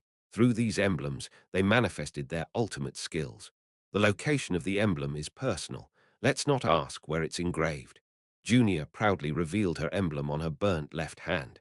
Anyway, whether one hides or shows it, it's their personal choice. But wait a minute, Evangeline. Why do you keep looking under your arm like that? It didn't appear there, did it? Is it a mosquito bite? Watching Evangeline poke at her armpits, I clenched my eyes shut. Damn it, girl. Didn't I say not to do that out here? We were in front of the teleport gate in the Lord's mansion, having returned from our free exploration. Everyone was wrapping things up. Sigh. Kuelan let out a soft sigh. The growth of the penal squad had been swift, and Kuelan was now level 49. It was a shame not reaching level 50, but the growth had been promising. Somewhat withdrawn compared to before, and gazing down at his fist with an uncharacteristic serious expression, it felt a bit off. But hey, as long as he's diligent. The 5 hero characters of the penal squad are all members of the Leaf tribe. Among the other regular bandits we had recruited, none were from the Leaf tribe. The refugees they brought along were all just humans. In other words, the only party with the potential to turn into werewolves was just this one. If such an event were to occur, what choice would I have to make as their commander? With these worries, I furrowed my brows. Apart from the main party and the penal squad, I had also formed two more sub-parties. They were sent to the initial zones for autonomous exploration and leveling. Everyone was to play their part in the upcoming defense. 4 awakened characters and 4 available hero full parties. Though Riene was excluded, the 4 mages of the Magic Brigade can be used as reserves. Plus, there are the reserves of Lily and Margarita. As much as I always whined, it was quite a luxurious setup at stage 10. This should be stable enough to clear. It's important not to let my guard down, but there's no need to be excessively apprehensive. We can definitely handle this defense. I clenched my fist. There's a strategy meeting this evening. To the party members, weary from battle, I offered a confident smile. As always, I'll feed you well, so prepare for a meal. Come here by evening, got it? Yes, the party members replied in unison. I felt like a middle school teacher. Ada, upon summoning the director, Ada, who had been waiting near the mansion, hurried over. I nodded toward him. Prepare the dinner for the meeting tonight, and call the people I name. Yes, my lord. Who should I bring? Lily, Margarita, the 4 mages of the Magic Brigade, and, considering the decisive battle wasn't far off, Junior. It was time to call upon the mage who'd been absent from the main party for quite some time. While Ada gathered the others, I personally fetched Junior. It was only appropriate to personally escort the esteemed mage. I met with the pensive Junior just outside the prison a short while ago. We now rode a carriage back to the mansion. Having recently met with Riene and Camus, Junior was lost in deep thought. I smiled warmly. Whatever conclusion you come to, I support you, Junior. And thus, in the evening at the mansion's dining room, as the party members sat closely together, I smoothly began the meeting. Eat up as you listen. You probably all know this, but our opponents for this defense are the Werewolf Legion. I spoke while biting into a simple sandwich. They are directly under the Nightmare Legion commander, one of the strongest 10 legions, and among them, the Werewolf Legion can be described as particularly malevolent. Werewolves. Half human, half wolf. Smart like a human, fast like a wolf. That's a werewolf. We need to be wary of their howling skill, which they use for group coordination, and the buffs they get on a full moon night. But the biggest problem is this. They're infuriatingly cunning. In the game, while most monster legions attack with 1 or 2 patterns, the Werewolf Legion attacked with different tactics every time. There were so many patterns I'd given up counting. I don't know which tactic they'll use this time. Whether it'll be a surprise attack, a frontal assault, a pincer move, digging tunnels, or bringing siege weapons. I know nothing. The only consolation was that since it's a boss stage, there would be no dark events. Since I can't predict their tactics, there's only one thing we can do. Thud. I pointed to a chalkboard Ada brought in. On it was a detailed description of the basic tactics WED used to defend the walls up until now. The standard attack strategy. No, from our defender's perspective, it would be the standard defense strategy. Form a kill zone, reinforce with long-range firepower, and deploy melee troops. Equip artifacts, prepare the mages, and have the heroes ready to be dispatched to the front lines at a moment's notice.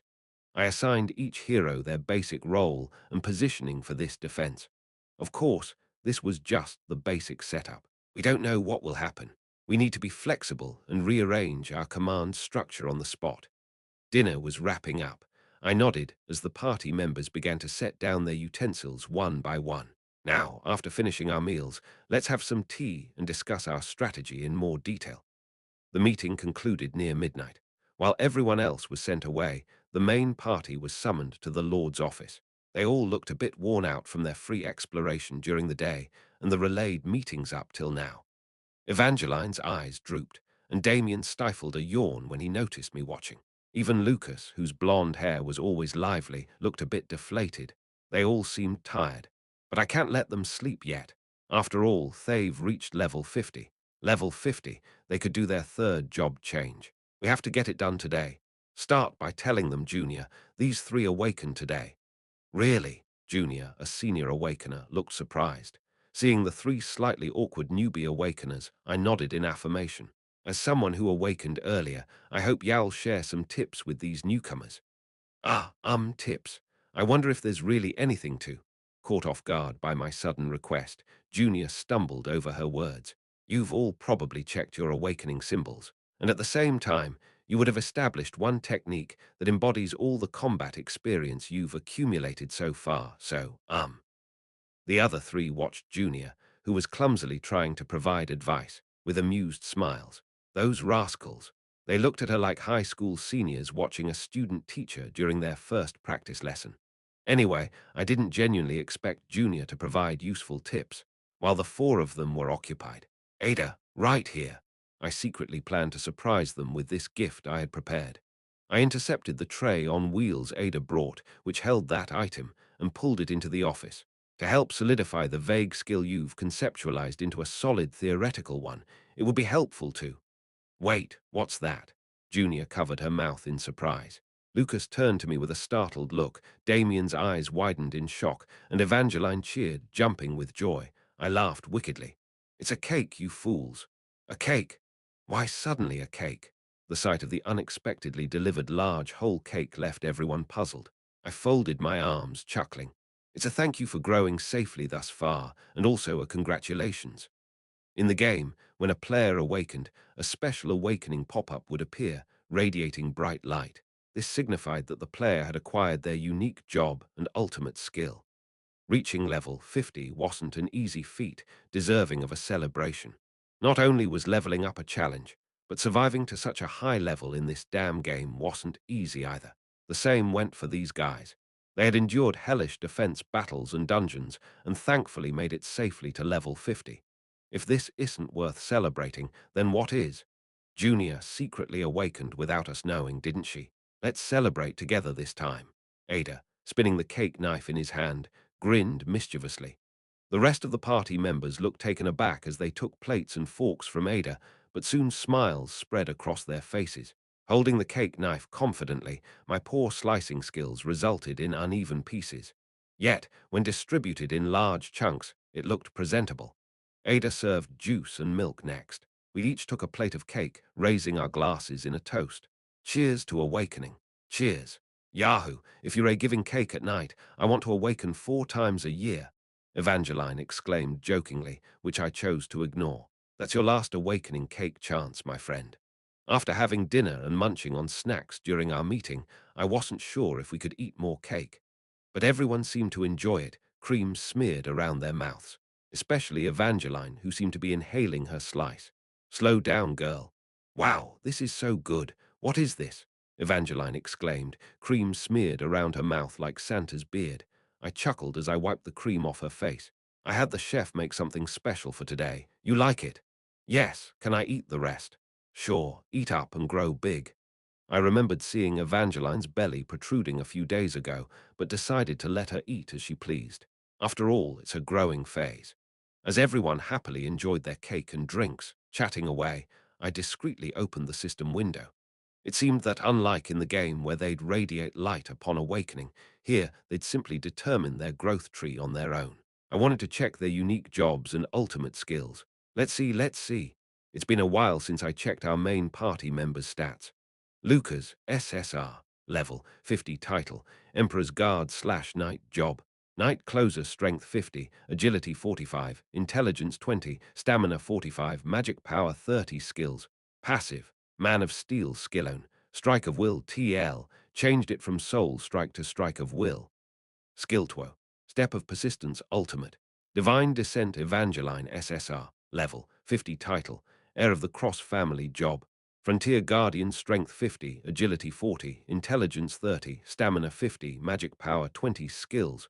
Passive, Battle Cry skillone, damage save Skiltwo, damage payback ultimate. Final Fortress Damien X, level 50 title, none job, Magibullet Marksman strength 13, agility 50, intelligence 25, stamina 13, magic power 37 skills. Passive, Magibullet Refinement skillone, healing Magibullet Skiltwo, ruin Magibullet ultimate. Showdown. A lot of information had popped up. Chapter 253. Every time I looked at the character sheet, I noticed a mix of Korean and English. Why was this in English and that in Korean? What was the standard? Couldn't it be consistent even in a game? Thinking about it now, I guess it was just the director's preference. Pushing aside trivial thoughts, I honed in on the unique job titles of 3 characters. Lucas was titled Knight Closer. Evangeline was the frontier guardian. Damien was known as Magibullet Marksman. Both Lucas and Evangeline had retained their unique job titles from the game. First, Lucas Night Closer. There was a lot of debate among the viewers about what this title meant.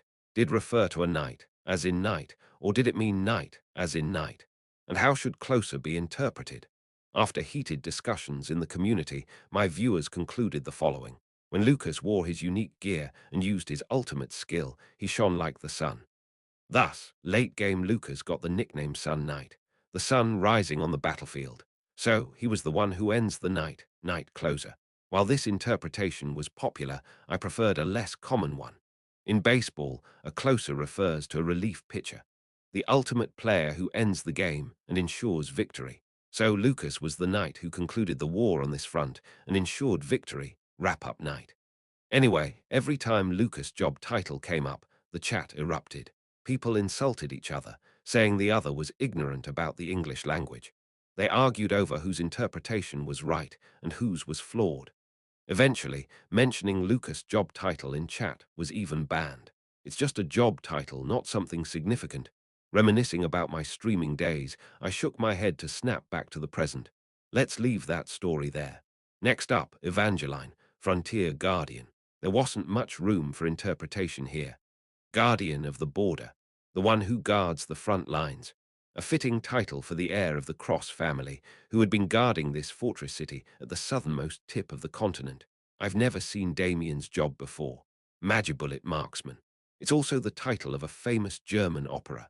I'm entirely ignorant about that side of things, so while I've heard of the opera's name, I'm not familiar with its content. Well, I'll understand it as an advanced title for a magic archer. Anyway, these were their job titles. Now, let's check out their ultimate skills. I tapped on Lucas' ultimate skill Divine Descent, Evangeline's ultimate skill Final Fortress, and Damien's ultimate skill showed them to bring up their descriptions, Senior. What have you been doing there the whole time? Ha! A voice suddenly called out. Startled, I looked up to find the other 4 party members staring at me. Evangeline was waving dramatically. We called you over to celebrate, but you're over there cackling like a villain. Come over, join us. Hearing that, I felt odd. It was like being the parent at a child's school performance, engrossed in recording the event with a smartphone camera.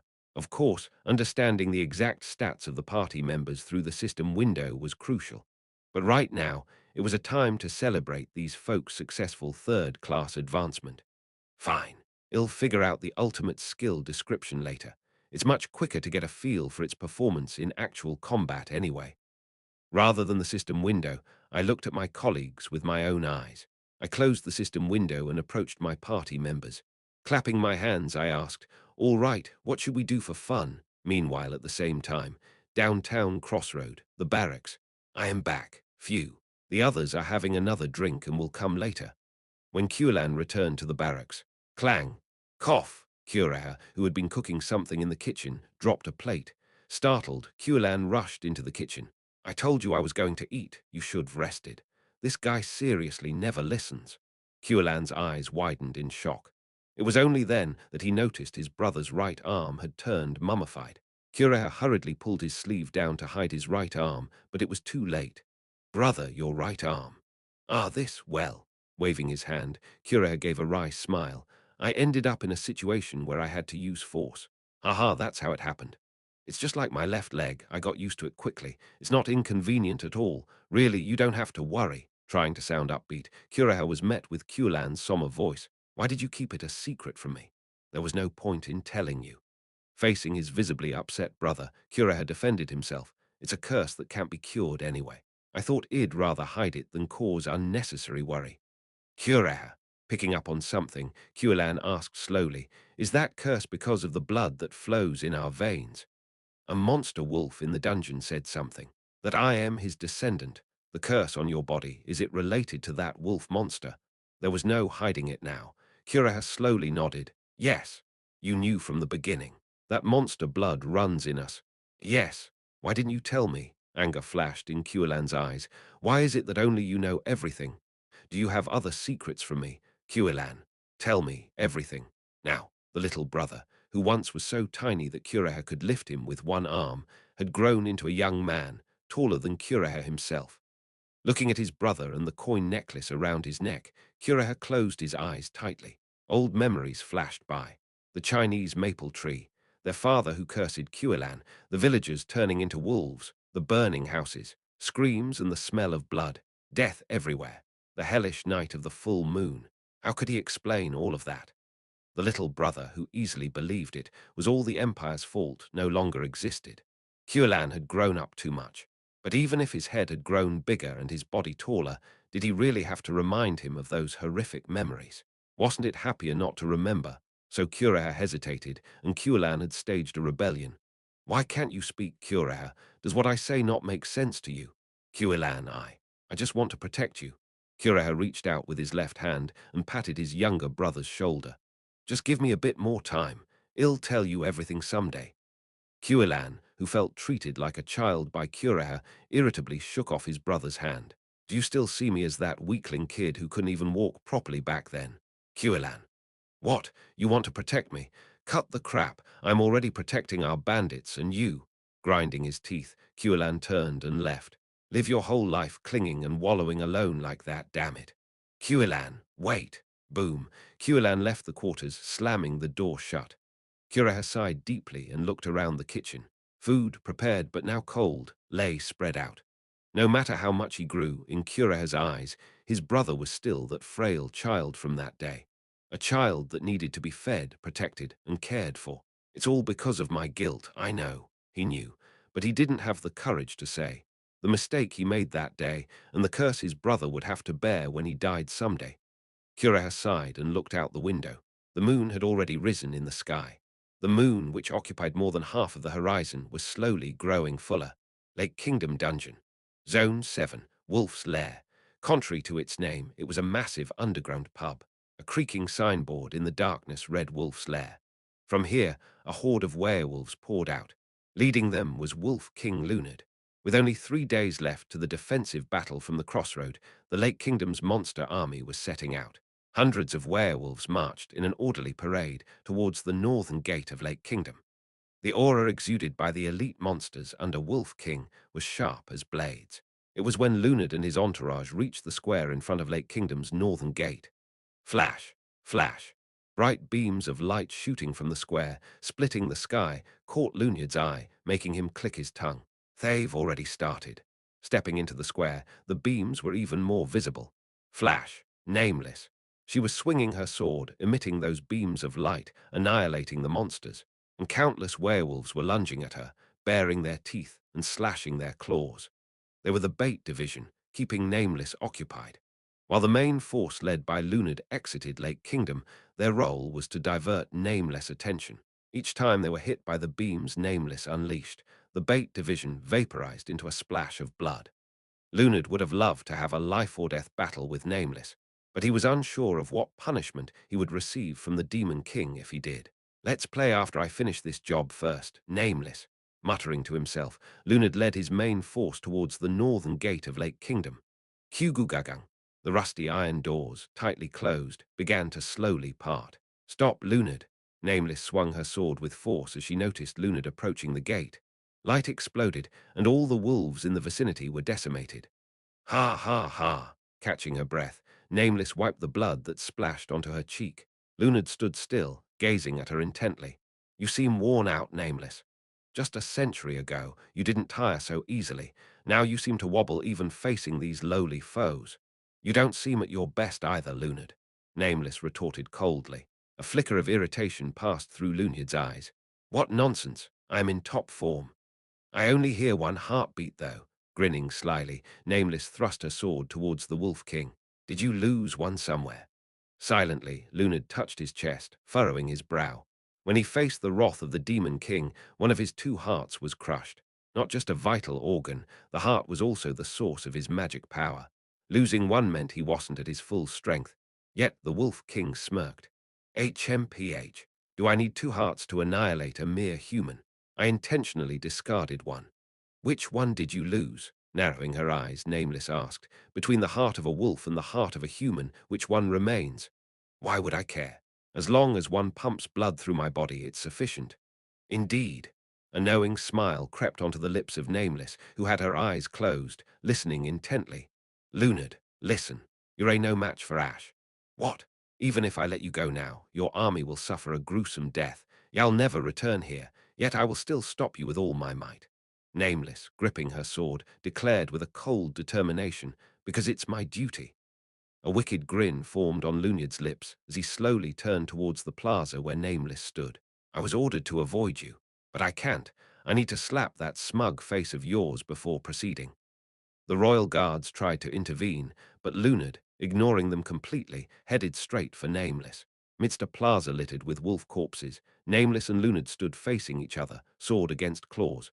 No matter how much you sacrifice yourself here, there's no salvation for you, discarded princess. I never wished for any. Nameless chuckled. I just want to sink to the bottom of this lake and die with all of you.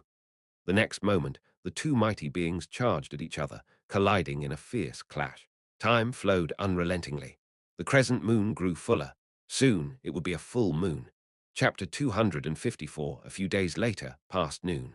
Standing atop the city walls, I swallowed a dry lump in my throat. At last, it was the day of Stage 10. Regular defense battles were always tense, but today was a boss stage. It was naturally more nerve-wracking. It seems easier than I thought. I recalled the Vampire Legion that had sprung out in Stage 5. Those bastards had ridiculous tricks and held horrifying strength. The Werewolf Legion was also formidable in terms of raw power, but the Vampire Legion was undeniably a tougher opponent. Those bastards would resurrect after dying, right? Moreover, due to the penalty for the Werewolf Legion's intrusion in the previous Stage 9, no dark event had occurred. According to Ada, several other penalties had also been imposed on the Werewolf Legion. Probably, the Werewolf Legion I faced in the game now had a lower spec. I can definitely handle this.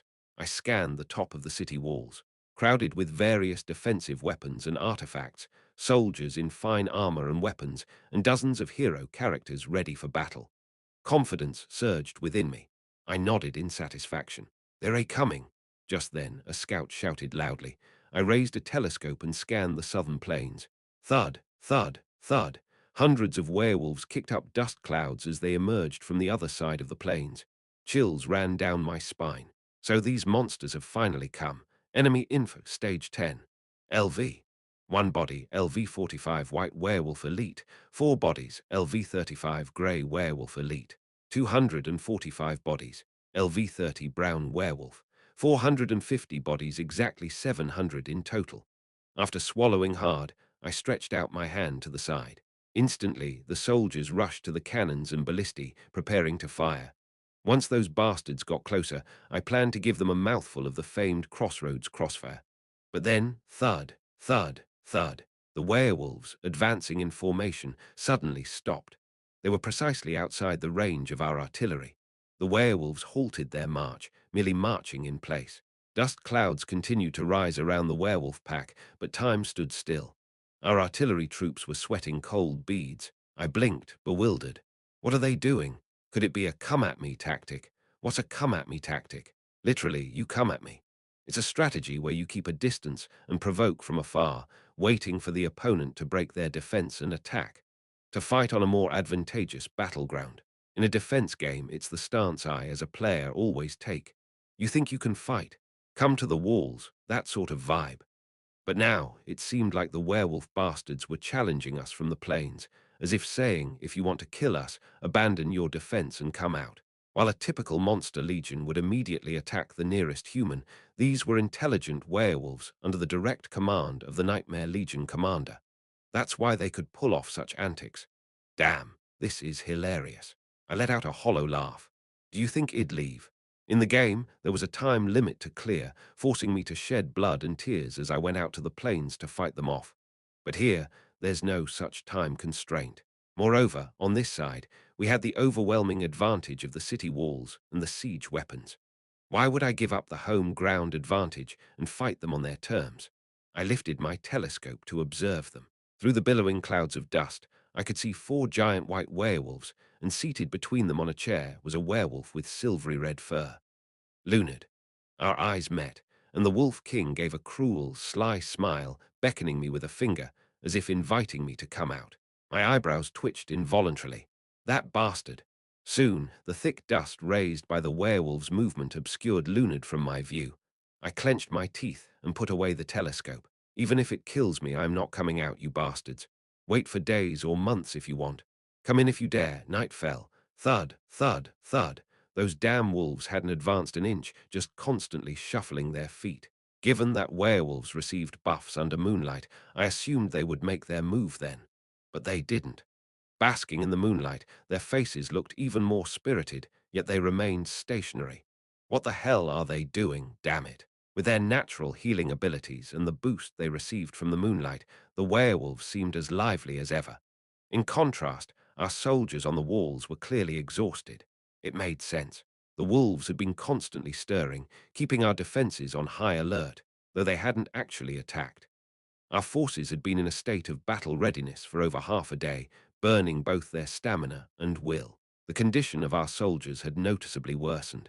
I've never seen such restless creatures before. Lucas, following my comment, narrowed his eyes, adding, "They always used to attack directly and quickly. It's as if they're purposely wasting time to drain our energy. It feels like we're at war with humans." I shut my mouth tight, a chill running down my spine. In any case, I couldn't let our soldiers suffer through another sleepless night. I divided them into two groups, instructing them to rest in shifts. The same went for the members of the hero party. I told them to disperse and sleep until I called upon them. They were our most important force. Their stamina was crucial. Watching my comrades settle into makeshift sleeping spots or sitting and resting at various points on the walls, I leaned back in my chair, keeping a close watch on the enemy lines. Thud, thud, thud. Under the moonlight, the werewolves moved in a disciplined rhythm. How long were they planning to do this? Was their goal to wear us out? Or were they genuinely hoping we'd lower our defenses and come out to attack them? What are you thinking, Lunard? The night passed, and dawn broke. Morning shifted into afternoon. A full day had passed since they first revealed themselves. Citizens began to tremble in unease as, for the first time ever, monsters had not been repelled for over a day. Historically, the city's defenses had never endured a siege for more than a day. Moreover, with the monsters continuously stomping their feet and growling all day, the citizens grew anxious. Many began to inquire if they should seek refuge, just like during the last defensive battle. The refuge, built outside the city's northern walls, was better equipped for emergencies. So, in the event of a crisis, it certainly seemed like a safer option for survival. I announced that any citizen who wanted to could take shelter in the refuge. Upon hearing this, more than half of the city's inhabitants swiftly packed their belongings and headed to the refuge. After all, safety first. Boom, boom, boom. Those damn wolves still stirred up dust with their incessant stomping, but the soldiers atop the walls seemed to have adapted to the situation. Soldiers took turns returning to the barracks for rest. Along the way, some deposited their equipment in need of repair at the blacksmiths, and some of the heroes began to vanish beneath the walls, attending to their own matters. Things had slackened. They had gotten too lax, but one couldn't entirely blame the soldiers and heroes. Those damn wolves showed no sign of launching an attack. What could one do? Better to rest a bit and be ready for when they did attack than to stay constantly tensed and exhausted when the actual confrontation began. Your Majesty, I'll go take care of the patients at the temple. Oh, and I'll stop by the alchemy workshop and then check on the situation at the refuge. I'll be back soon. Saintess Margarita and Lily approached me and spoke. I readily nodded. These two, along with three auxiliary heroes, formed a party of 5. They were the last reserve unit. Even if the wolf bastards began their march again, these 5 could join the defense at the walls a bit later. Moreover, both of them had previously overseen the construction and management of the refuge. Given that the citizens' stay at the refuge might be longer than anticipated, they'd want to assess the situation. Take care of your tasks and return. If something happens, I'll shoot a flare. Join immediately.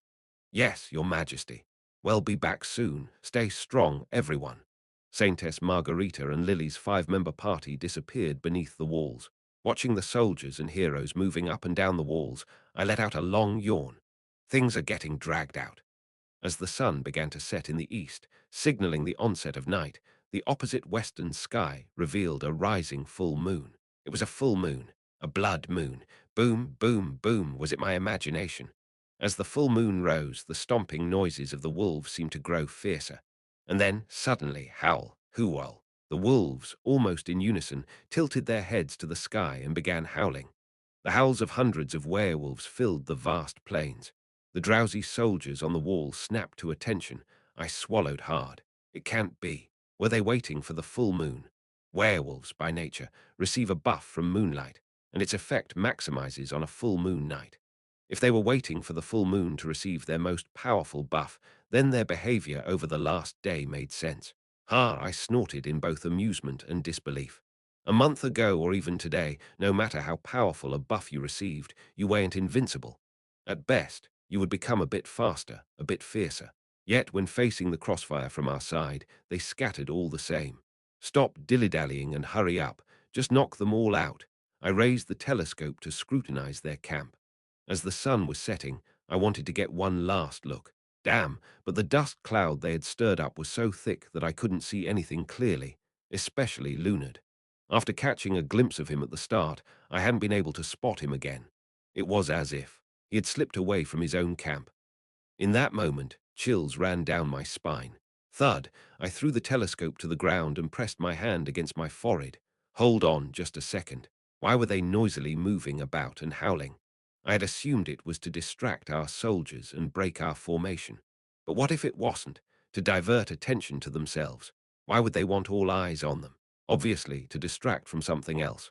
What were they trying to hide? Distract the enemy with noise from the east and attack from the west. This basic military strategy came to mind. If, while their main force was loudly drawing our attention, they had dispatched a separate unit under the cover of night and the dust cloud. But where would they send this separate unit? Those monster bastards always attack the southern wall of Crossroad. Mid-thought, my eyes widened in realization. Why had I assumed they would only attack the southern wall of Crossroad? The land in front of Crossroad's southern wall was a plain, whereas the areas in front of the eastern and western walls were swamps, and the region around the northern wall was rugged mountain terrain. Due to these geographical features, and the proximity to the Lake Kingdom dungeon, the monsters, always seeking the shortest route to kill humans, had always attacked the southern wall. It was the same in the game. In fact, the game didn't even manage the walls on the north, east, or west sides. Only the southern wall saw any combat, but this was reality.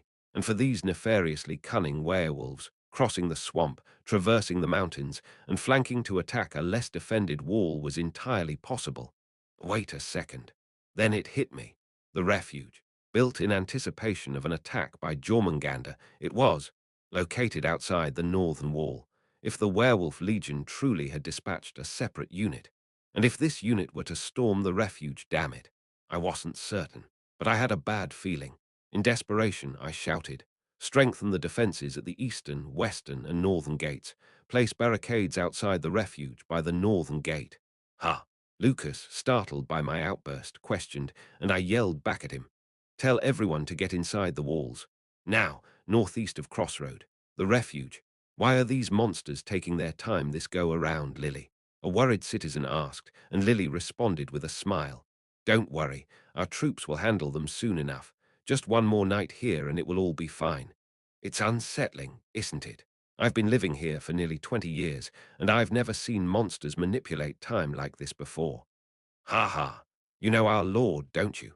They've defeated even the fiercest monsters before. This time will be no different. I do trust our Lord, but... Lily, after finishing repairs on the malfunctioning alchemical water purification system, offered a comforting smile to a groaning citizen. Not far off, Saintess Margarita was attending to the sick. The atmosphere in the refuge was palpably tense, a stark difference from normal. This prolonged standoff with the horde of monsters was casting a grim shadow. The faint sound of monsters' footsteps and howls reverberated all the way to where they were. It'll be okay. I just need to do what I have to do.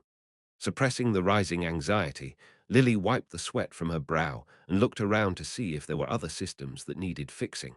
That's when it happened. Ah, no. Arg! The screams of the guards echoed harshly. As Lily and the startled citizens turned their heads in that direction, what the?